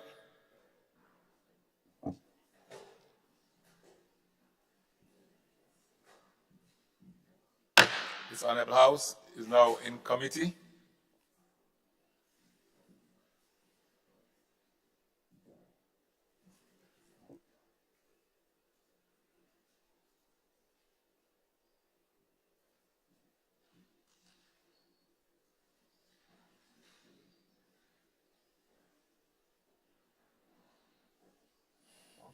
Clause 2, amendment of Section 10 of Principal Act.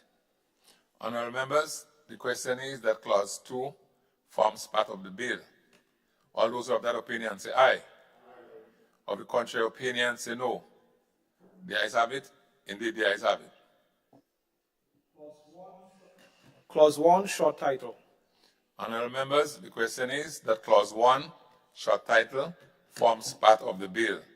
Those of that opinion say aye. Of the contrary opinion say no. The ayes have it. Indeed, the ayes have it. MP? Mr. Chairman, I beg to move that the House... Please stand, MP. Please stand. Mr. Chairman, I beg to move that the House resumes and the chairman of the committee reports progress on the bill. Thank you, MP.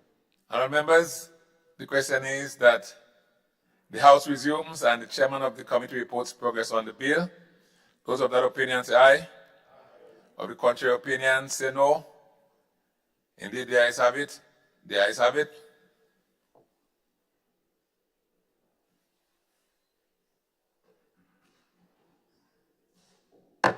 This honorable House now resumes.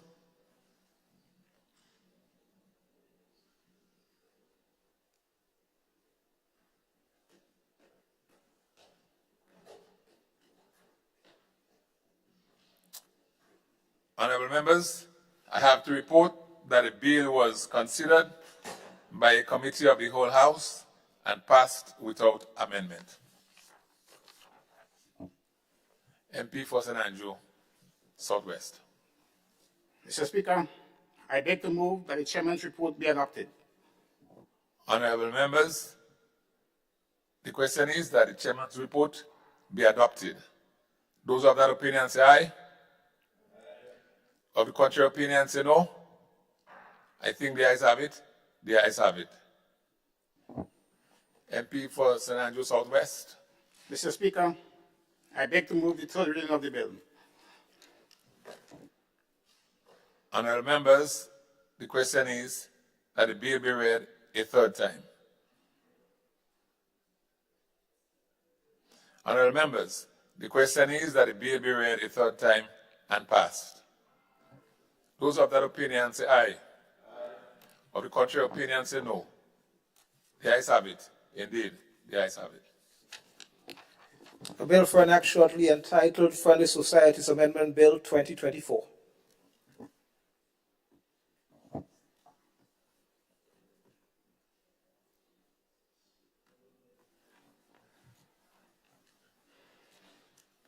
MP for St. Andrew Southwest.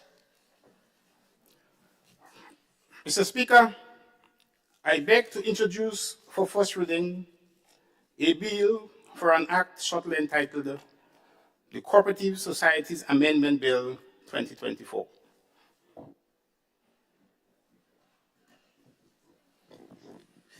A bill which seeks to amend the Cooperative Society Act, Cap 66A, to secure the obligation of every cooperative society to make specified documents available to the public, shortly entitled Cooperative Societies Amendment Bill 2024. MP for St. Andrew Southwest. Mr. Speaker, I beg to move that the relevant standing order of the House be suspended to enable the bill to be taken through all its stages at this sitting. Honorable members, the question is that the relevant standing order of the House be suspended to enable the bill to be taken through all stages at this sitting. All those of that opinion say aye. Of the contrary opinion say no. I think the ayes have it. The ayes have it. MP for St. Andrew Southwest. Mr. Speaker, I beg to move the second reading of the bill. Honorable members, the question is that the bill be read a second time.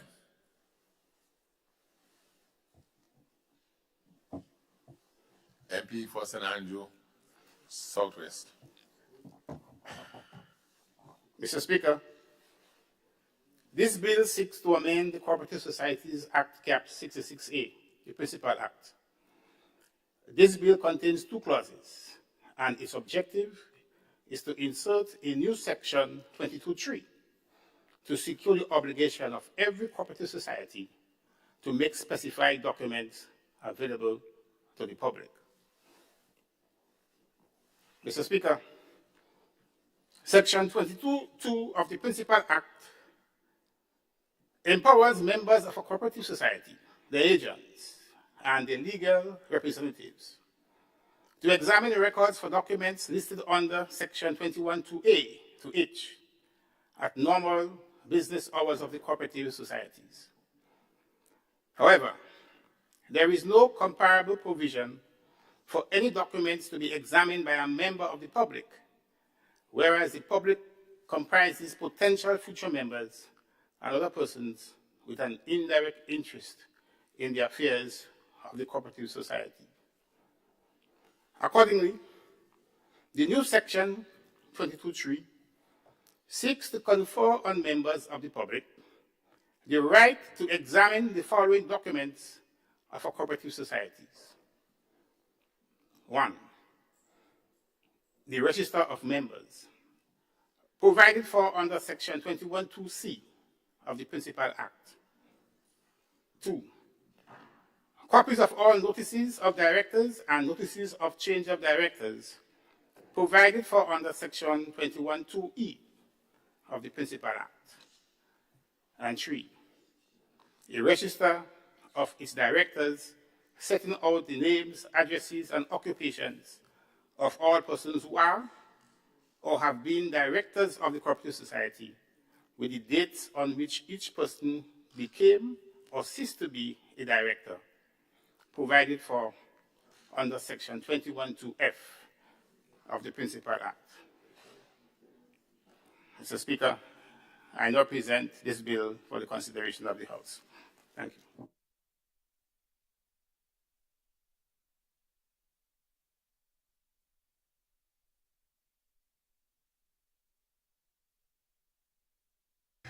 Honorable members, apparently the pattern is now set.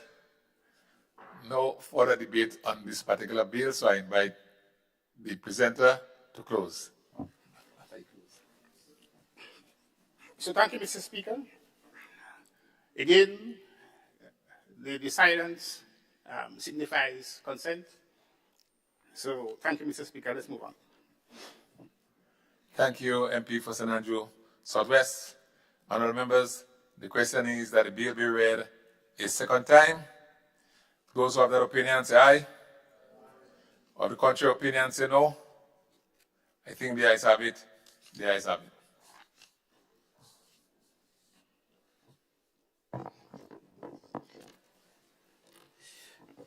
A bill for an act shortly entitled Cooperative Societies Amendment Bill 2024. MP for St. Andrew Southwest. Mr. Speaker, I beg to move that the House resolves itself into a committee of the whole House to consider the bill clause by clause. Honourable members, the question is that this Honourable House resolved itself into a committee of the whole House to consider the bill clause by clause. All those of that opinion say aye. Of the contrary opinion say no. I think the ayes have it. The ayes have it.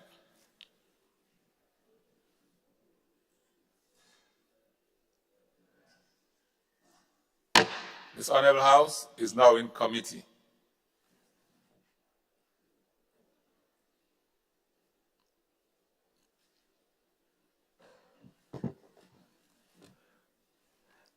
Clause 2, amendment of Section 22 of Principal Act.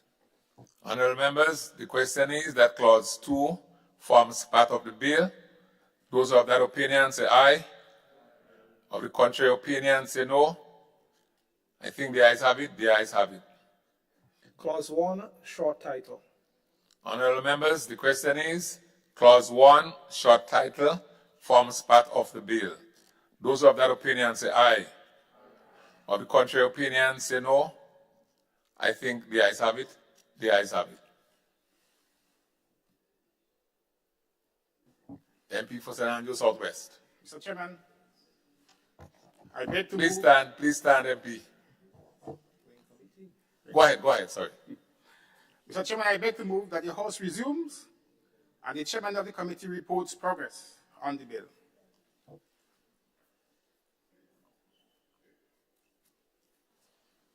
Honourable members, the question is that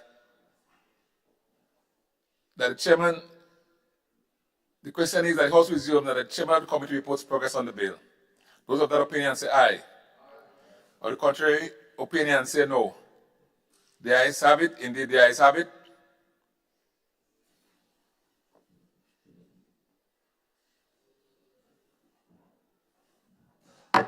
This Honourable House now resumes.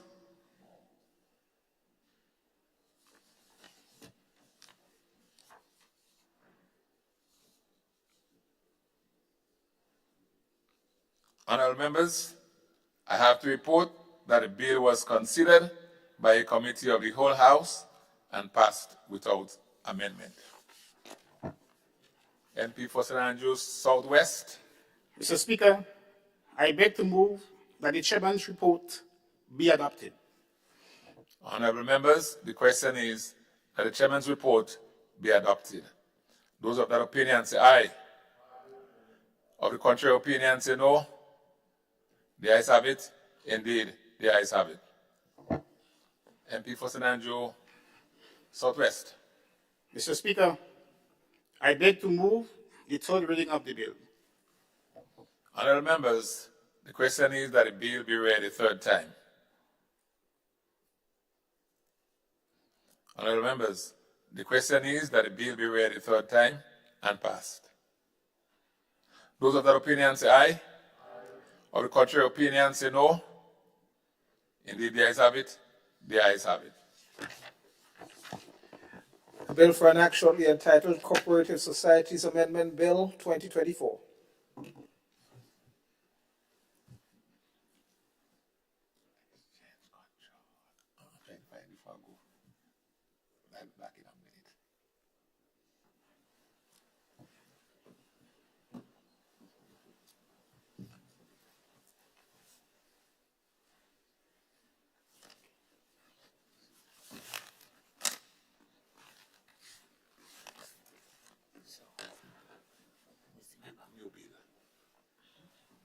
lights that is going on.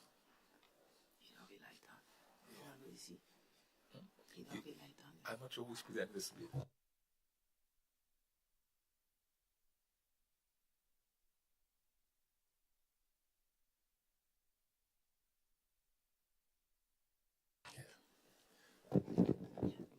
All right, honorable members, we now switch chairs momentarily.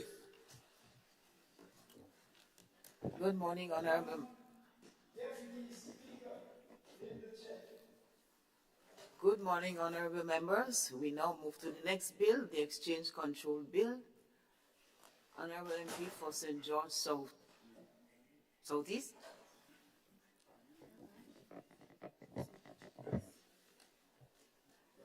Sorry, members, I was advised that it was the Honorable Leader of Government Business. Has that changed? Yes. Good morning, Madam Deputy Speaker.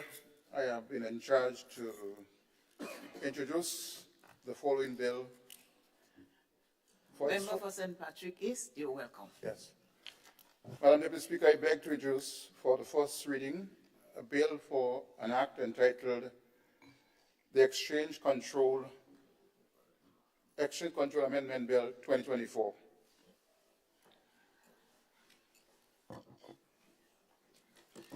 A bill to amend the Exchange of Control Act, Cap 93, to enhance the integrated legislative framework to combat money laundering and terrorism financing, shortly entitled Exchange Control Amendment Bill 2024.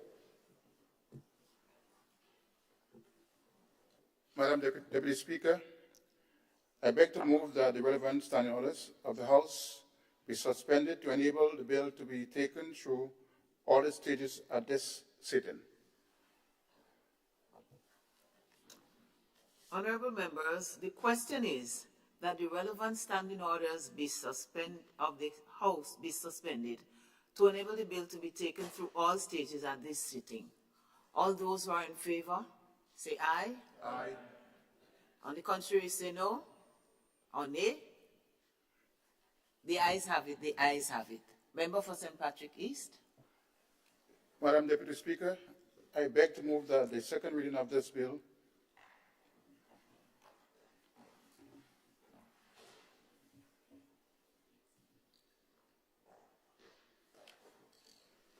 Madam Deputy Speaker, this bill contains 3 clauses. Clause 1 provides for a short title. Clause 2 provides for the amendment of Section 2.1 to insert the definition of import. The term import is used on at least 12 occasions in this Principal Act. Clause 3 provides for the intersection of a new Section 44 to create the obligation for the retention of records. This bill seeks to amend the Exchange Control Act, Capital 93, the Principal Act. This bill seeks to enhance the integrated legislative framework to combat money laundering and terrorism financing by creating an obligation for the retention of records or transactions conducted under the Principal Act. Clause 2 provides for the amendment of Section 2.1 to insert the definition import, as was said before. The definition reads, to take or cause to be taken into the state.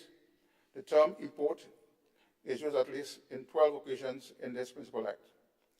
Amendment of Section 2 of the Principal Act, Section 2.1, the Principal Act is amended by inserting the appropriate alphabetical order the following new definition.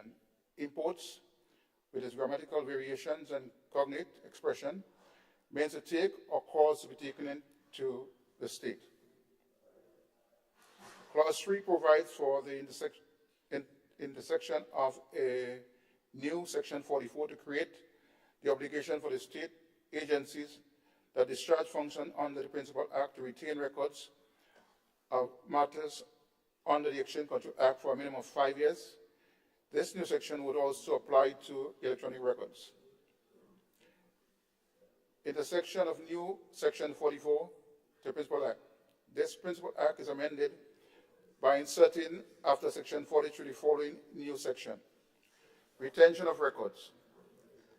The permanent secretary of the competent authority, as the case may be, shall retain each record obtained or created for the purpose of this act for a minimum period of 5 years from the date of the record is obtained or created.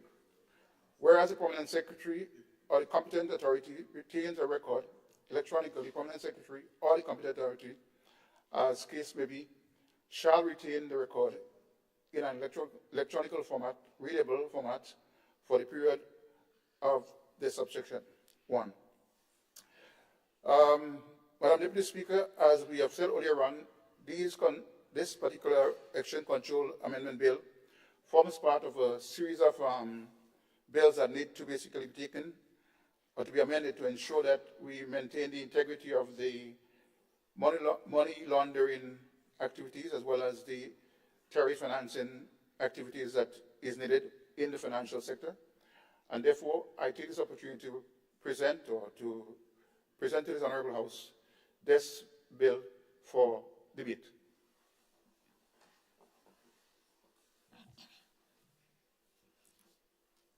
Honorable members, the question is that the bill be read a second time. All those who are in favor of that,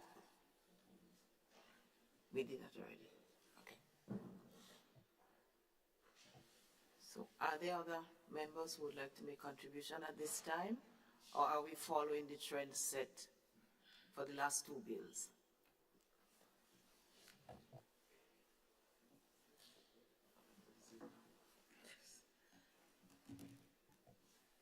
Member for St. Patrick East.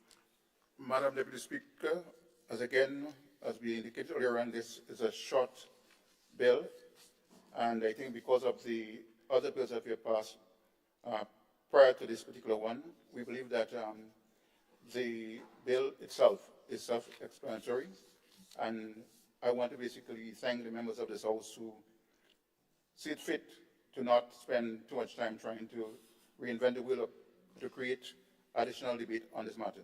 So thank you very much.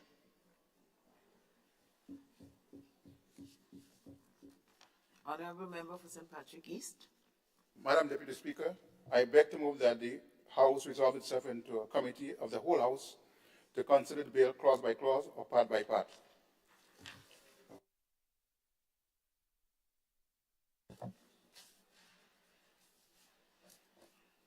Honorable members, we have been remiss. The question is, I have to revote a little bit. The question is that the bill be read for a second time. All members who are in agreement, say aye. On the contrary, say nay. The ayes have it. The ayes do have it. Member for St. Patrick East.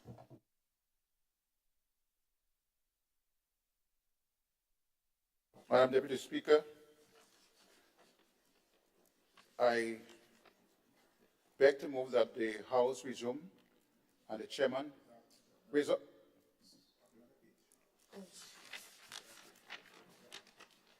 Member for St. Patrick East, can we please repeat the request for going into committee, and then we'll... Madam Deputy Speaker, I beg to move that the House resolve itself into a committee of the whole House to consider the bill clause by clause, part by part, as I said that before.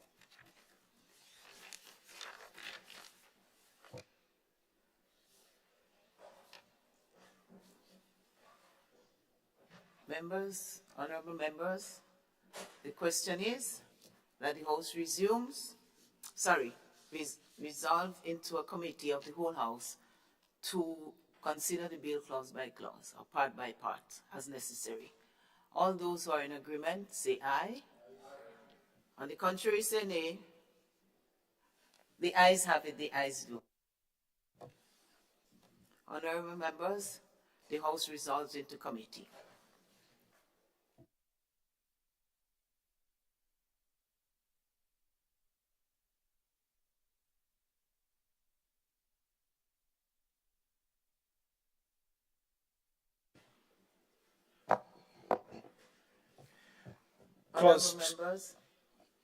Honorable members, Mr. Clark, if you permit, the substantive speaker is here.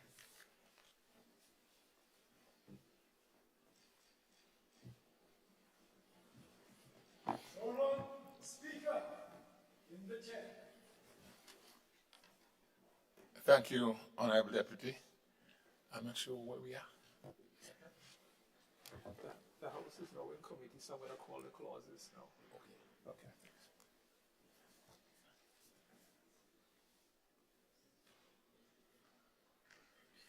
Clause 2, amendment of Section 2 of Principal Act. Honorable members, the question is that Clause 2 forms part of the bill. Those of that opinion say aye. Of the contrary opinion say no. The ayes have it. Indeed, the ayes have it. Clause 3, insertion of new Section 44 to Principal Act. Honorable members, the question is that Clause 3 forms part of the bill. Those of that opinion say aye.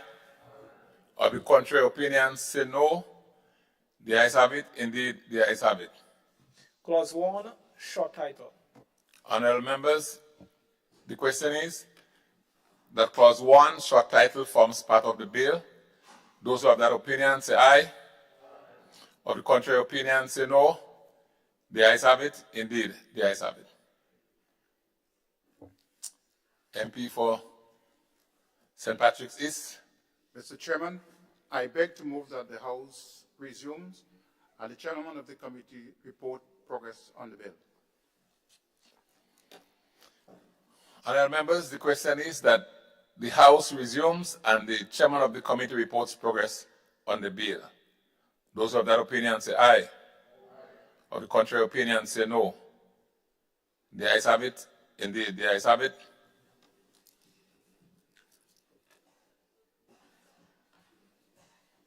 Mr. Speaker, Just hold Honorable MP. This Honorable House now resumes.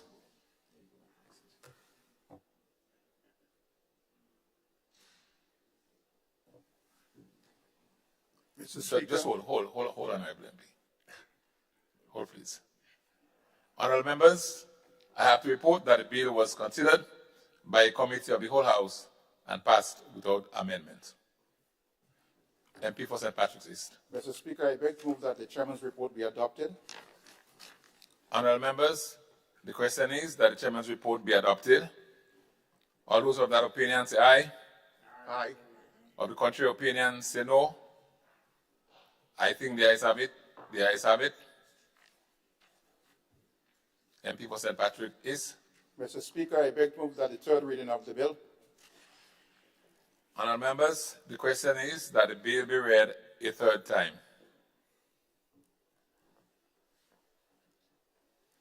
Honorable members, the question is that the bill be read a third time and pass. Those of that opinion say aye. Aye. Of the contrary opinion say no.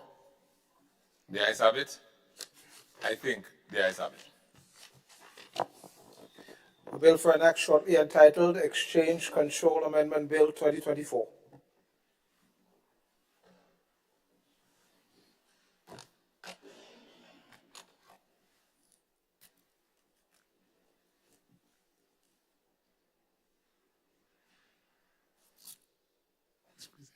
Next bill.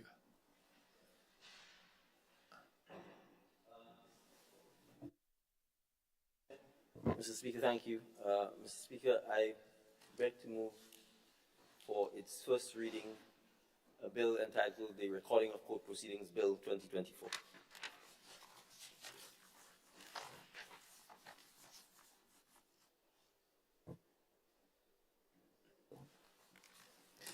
A bill to provide for the recording and transcribing of court proceedings and for related matters shortly entitled Recording of Court Proceedings Bill 2024. Yes. Thank you. Mr. Speaker, I beg to move that the relevant standing order be suspended to enable the bill to be taken through all of its stages at this sitting of the House. Honorable members, the question is that the relevant standing order of the House be suspended to enable the bill to be taken through all stages at this sitting. Those of that opinion say aye. Of the contrary opinion say no. I think the ayes have it. The ayes have it. Thank you. Mr. Speaker, I beg to move the second reading of the bill. Honorable members, the question is that the bill be read a second time. Honorable Prime Minister. Thank you, Mr. Speaker, and let me thank the Leader of Government Business for giving me the opportunity to present the bill. I guess he figured since I come from a background of rules and regulations and law, not the public service, that I should present. Mr. Speaker, many of our citizens are astounded and shocked and amazed when they go to court, starting with the magistrate court, to see that the Honorable Peter David, when defending his client, and in the course of cross-examining the police officers who work hard to put criminals behind bars, when he will have to ask the question and wait for the magistrate to write down the question, and then wait some more for the witness to answer and for the magistrate to handwrite the question. And that situation is replicated throughout the judicial process in Grenada. So first of all, it makes the process exceedingly tedious, exceedingly slow. Then it's compounded by the fact that it may be only the magistrate or the judge who could read their handwritings.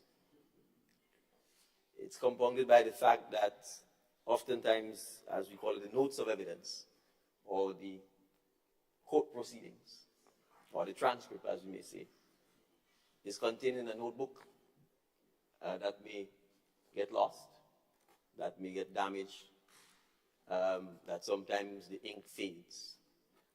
And that is the basis upon which the official transcript of court proceedings are based. In fact, there are countless examples where you can't find a transcript. Case gets thrown out. The judge moves to another territory, and perhaps in moving, the notes gets misplaced.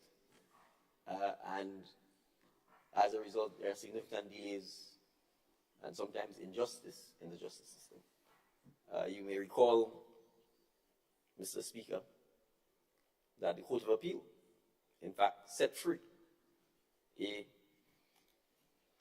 convicted murderer because, and I have to emphasize, he was convicted of murder. He wasn't innocent.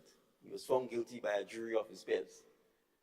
And yet, because the transcript of the court proceedings could not be made available to him, because of this very ancient way of having to physically, manually write out all of the notes of evidence. And when he launched his appeal against his conviction, because the transcript couldn't be provided, he couldn't prosecute his appeal. And the Court of Appeal took the view that the failure to provide a transcript essentially amounted to denying him the right to prosecute his appeal, and in those circumstances, released him from prison. I will reserve comments on whether that was the appropriate thing to do. But it shows how our failure to make sure that we implement the appropriate technology and the legislation to back the appropriate technology has significantly and negatively impacted the administration of justice, not just at the criminal bar, but at the civil bar. At the civil bar, it's even worse, because oftentimes these cases are with business, insurance, personal injury, so the amount of note-taking, the number of witnesses are even more. And in civil litigation, you write everything in advance, and so when you get there, piles and piles of paper, and then you have cross-examination on tons and tons of stuff, and sometimes these trials could go 3, 4, 5 weeks, sometimes criminal trials last a month. And the judge is there handwriting everything. And then the judge has to deliver a summary or summation to the jury, which has to be handwritten out again or typed out, and then sent to the jury and then recorded. So we have lagged behind in the OECS in particular significantly in addressing this matter. And there's technology available to easily solve this. I mean, even now you can talk to the computer and it will type out what you're saying. So that really is the purpose of the bill, to bring us into modernity when it comes to court transcription. In places like the British Virgin Islands, who invested in this over a decade ago, they tried some of the biggest and most valuable and most complex commercial litigation in the world, because many of the multinational companies are incorporated in the British Virgin Islands. And so they've actually created a special commercial court division because they recognize that by having these companies incorporated there, when there are disputes all over the world, they actually come and try the cases in the British Virgin Islands. And it's allowed their jurisprudence, their judiciary, their commercial court, and as a result, their citizens to benefit enormously. Because sometimes the courtroom is full of high-priced lawyers from all over the world, litigating about matters in Hong Kong, China, Russia, wherever. They come in, they stay at the hotels, restaurants, etc., etc. They use local lawyers as part of the case. But all of that is because they invested in the necessary technology and they invested in their code to make sure that the code could in fact deal with complex commercial matters. So the mischief this is designed to solve, Mr. Speaker, is in fact that which I just described.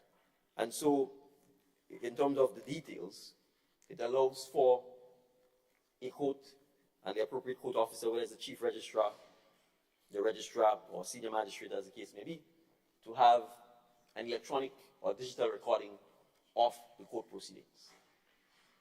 It allows for someone to then, if necessary, to be able to then transcribe a digital or electronic recording and then to certify that it is an accurate record. Now, particularly in the magistrate's court, Mr. Speaker, and particularly at things like preliminary inquiries, when a witness stands and gives his evidence, and the magistrate would have handwritten all of that evidence, the practice is that the magistrate then reads that over to the witness. So if a witness testified for 2 days, the magistrate would have had to handwrite all of that evidence, read it over to the witness, and the witness then has to sign and say, yes, what I've said there is accurate. Or if there are errors, the magistrate has to amend or correct those errors, initial it, and then have the witness initial it as well, as basically the testimony of the witness. So again, you can understand how tedious and painful that exercise is. So the current proposed bill, Mr. Speaker, seeks to ensure that a witness doesn't have to confirm the accuracy of his evidence, because if you have an electronic record, a video record, you would have heard everything he said, and then obviously there's no need for that. So that's one of the changes that, and the improvements that it is introducing. Mr. Speaker, obviously it allows for litigants and participants in the case to be able to obtain a copy of the transcript at the appropriate fee. It also allows for the appropriate government officers, the DPP, AG's office, etc., to also be able to have a copy of the transcript in their case without having to pay the fee. So we expect, Mr. Speaker, the legislation has been encouraged and supported and is based on the St. Lucia model at the recommendation of the Chief Justice. As you are aware, the OECS Supreme Court headquarters is stationed in St. Lucia.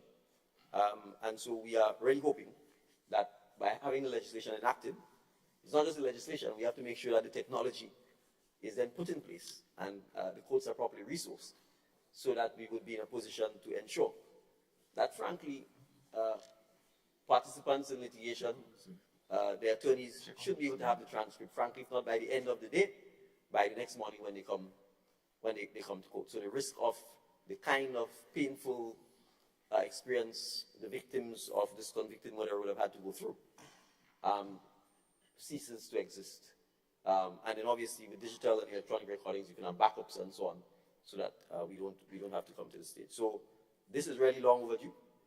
I've spent 20 years at the bar, and to a large extent how I found it is why I left it before entering in this side of public life. And we really hope that with the legislation in place and with the resourcing, we should be able to, this should be a thing of the past, and it should significantly improve the delivery of justice, because it should make for shorter trials, for quicker preparation of appeals, both at the Court of Appeal and if it needs to go to the Privy Council, And with shorter trials, quicker preparation of appeals, quicker availability of the transcript, it means, for example, a lawyer can sit with his client and discuss the transcript and say to him, look, you don't have no appeal, let's end this here. But when you don't have the transcript, you can't even advise on whether you could appeal or not, right? And so the thing drags on, and then it ties up valuable time that otherwise could be used for other cases. So I obviously would like members to support the bill, because I think we have to pay attention to the administration of justice. Justice delayed is usually justice denied on both sides, whether it's victim or perpetrator in the case of criminal matters, or in the case of civil matters where you have litigants, whether it's land, whether it's personal injury matters, whether it's insurance matters, banking matters, or just contractual disputes. We need to make sure that we can make the judicial system more efficient. Thank you very much, Mr. Speaker. Thank you very much, Honorable Prime Minister. Honorable MP for the Town of St. George. Thank you, Mr. Speaker. And I want to give absolute support to the bill as presented by the Honorable Prime Minister. I had here justice delayed, justice denied. That's the note I had. But you give a lawyer the mic and he must say something more so that they have transcripts. Mr. Speaker, no, in all seriousness, this is very welcome. Because quite frankly, I think we need to pay tribute to the magistrates and judges who have to be writing every word. I mean, and the delays are enormous. The magistrate has to ask, what did you say again? And write it down carefully. And so I want to say that this is going to be most welcome by all practitioners, criminals, civil, throughout our system. I have practiced in the US, and I know at the end of the day, you're doing a criminal trial. At the end of the day, you can take the transcript, you pay, you get your transcript, you go home, you study it. So the morning when you come back, you could cross-examine based on what you had. But in the system as it is, I mean, even for the attorneys, we have to be writing what they're saying because we won't get a transcript. So we have to, rather than focusing on analyzing what's being done, we have to write every word. So, Mr. Speaker, there's nothing much I can say just to support my colleague who himself practiced for many years and to say that the implementation is important because many times we pass the legislation and there's been talk about this before. Several years ago, they trained some people. There were some persons, in fact, they have now retired out of the system, the persons who were trained many years ago to deal with the technology as it was then. So I urge the government to, as you said, this is going to be good both in commercial litigation and in criminal matters. And it's going to move the system around. The biggest complaint you get, in fact, I just saw my phone and I'm getting some complaints again, it's cases being adjourned and the delays throughout the system. And that can come through. And so because the slowness of the system, because one trial, I mean a simple small trial that will take 10 minutes using this will take an entire afternoon because the magistrate has to be writing. So, Mr. Speaker, I just want to say we on this side have no difficulty, but the implementation is what is critical. And the bar, I am sure the president of the bar and the entire bar will do whatever it takes to assist the government in getting this done. Thank you, Mr. Speaker. We give this full support. Thank you, Honorable MP for the Town of St. George. I now invite the Honorable PM to close. Thank you, Mr. Speaker. I'm obviously grateful for the support for the bill. And yes, the implementation is going to be critical. I expect it ought not to be difficult because it's already been done in other islands.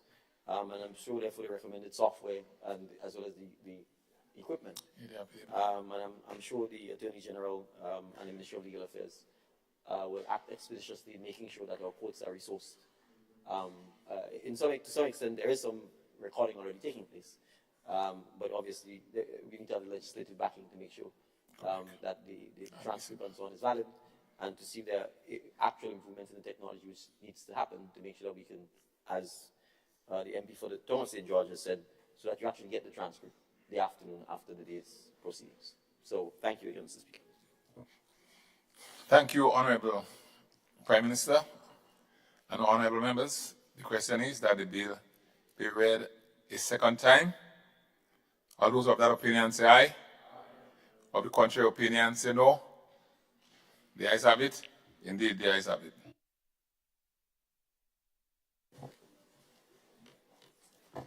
A bill for an act shortly entitled Recording of Court Proceedings Bill 2024. Mr. Speaker, I Mr. Speaker, thank you. I beg to move that the House resolves itself into a committee of the whole House to consider the bill clause by clause. Honourable members, the question is that this Honourable House resolve itself into a committee of the whole House to consider the bill clause by clause. All those of that opinion say aye. Aye. Of the contrary opinion say no. The ayes have it. Indeed, the ayes have it.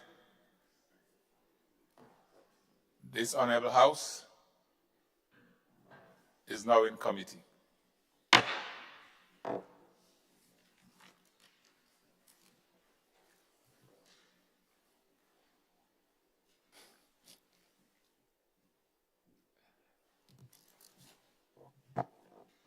Clause 2, interpretation.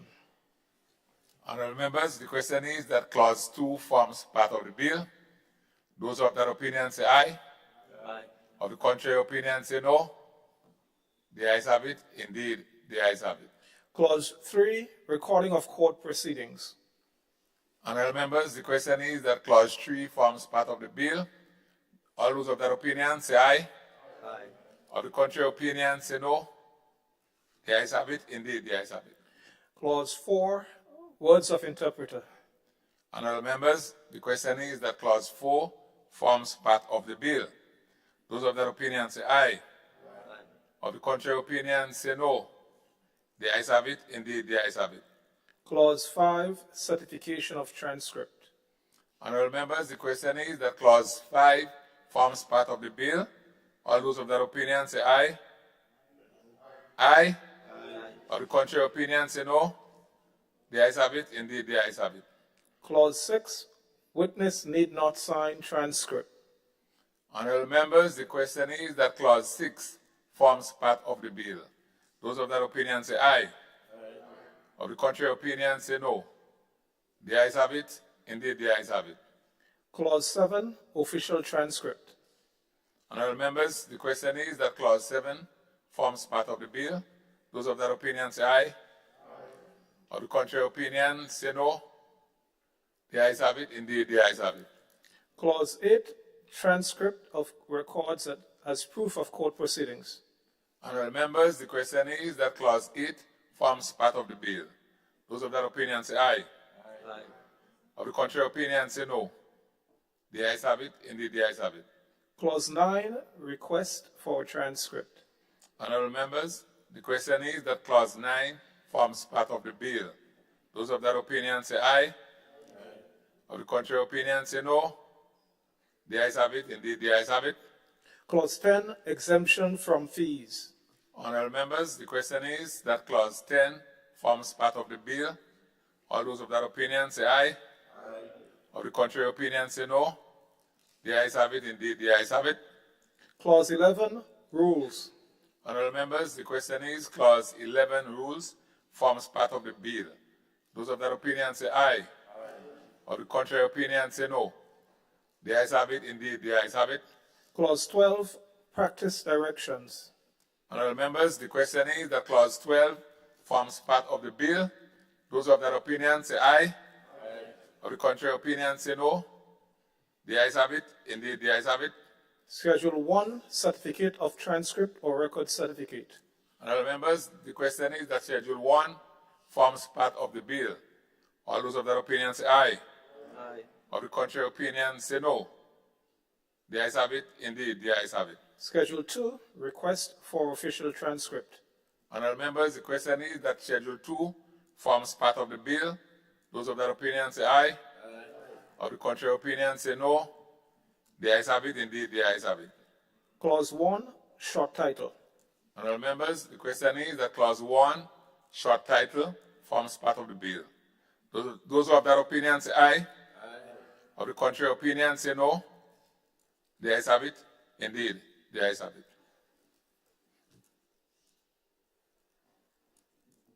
Honourable Prime Minister. Thank you. Mr. Chairman, I beg to move that the House resumes and that the Chairman of the Committee reports progress on the bill. Honourable members, the question is that the House resumes and the Chairman of the Committee reports progress on the bill. Those of that opinion say aye. Of the contrary opinion say no. The ayes have it. Indeed, the ayes have it.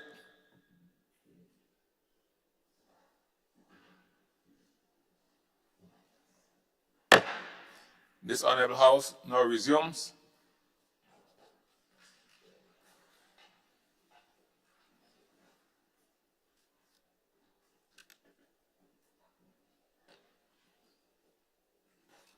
Honorable members, I have to report that the bill was considered by a committee of the whole House and passed without amendment.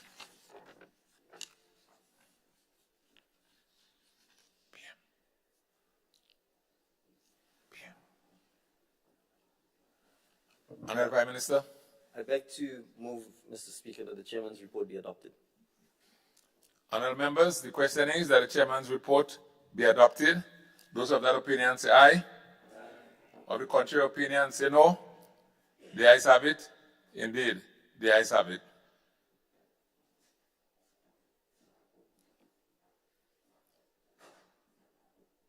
Honorable Prime Minister. Third reading of the bill. Honorable members, the question is that the bill be read a third time. Honorable members, the question is that the bill be read a third time and pass. Those of that opinion say aye. Of the contrary opinion say no. The ayes have it. Indeed, the ayes have it.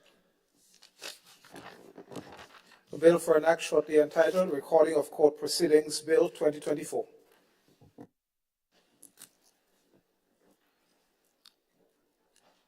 Next item. Next item.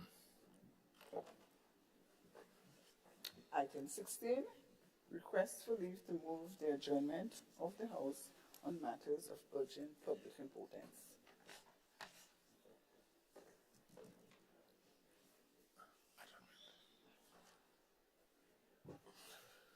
Leader of Government Business. Thank you, Mr. Speaker. I beg to move that this House be adjourned, sine die. Honorable members, the question is that this Honorable House be adjourned, sine die.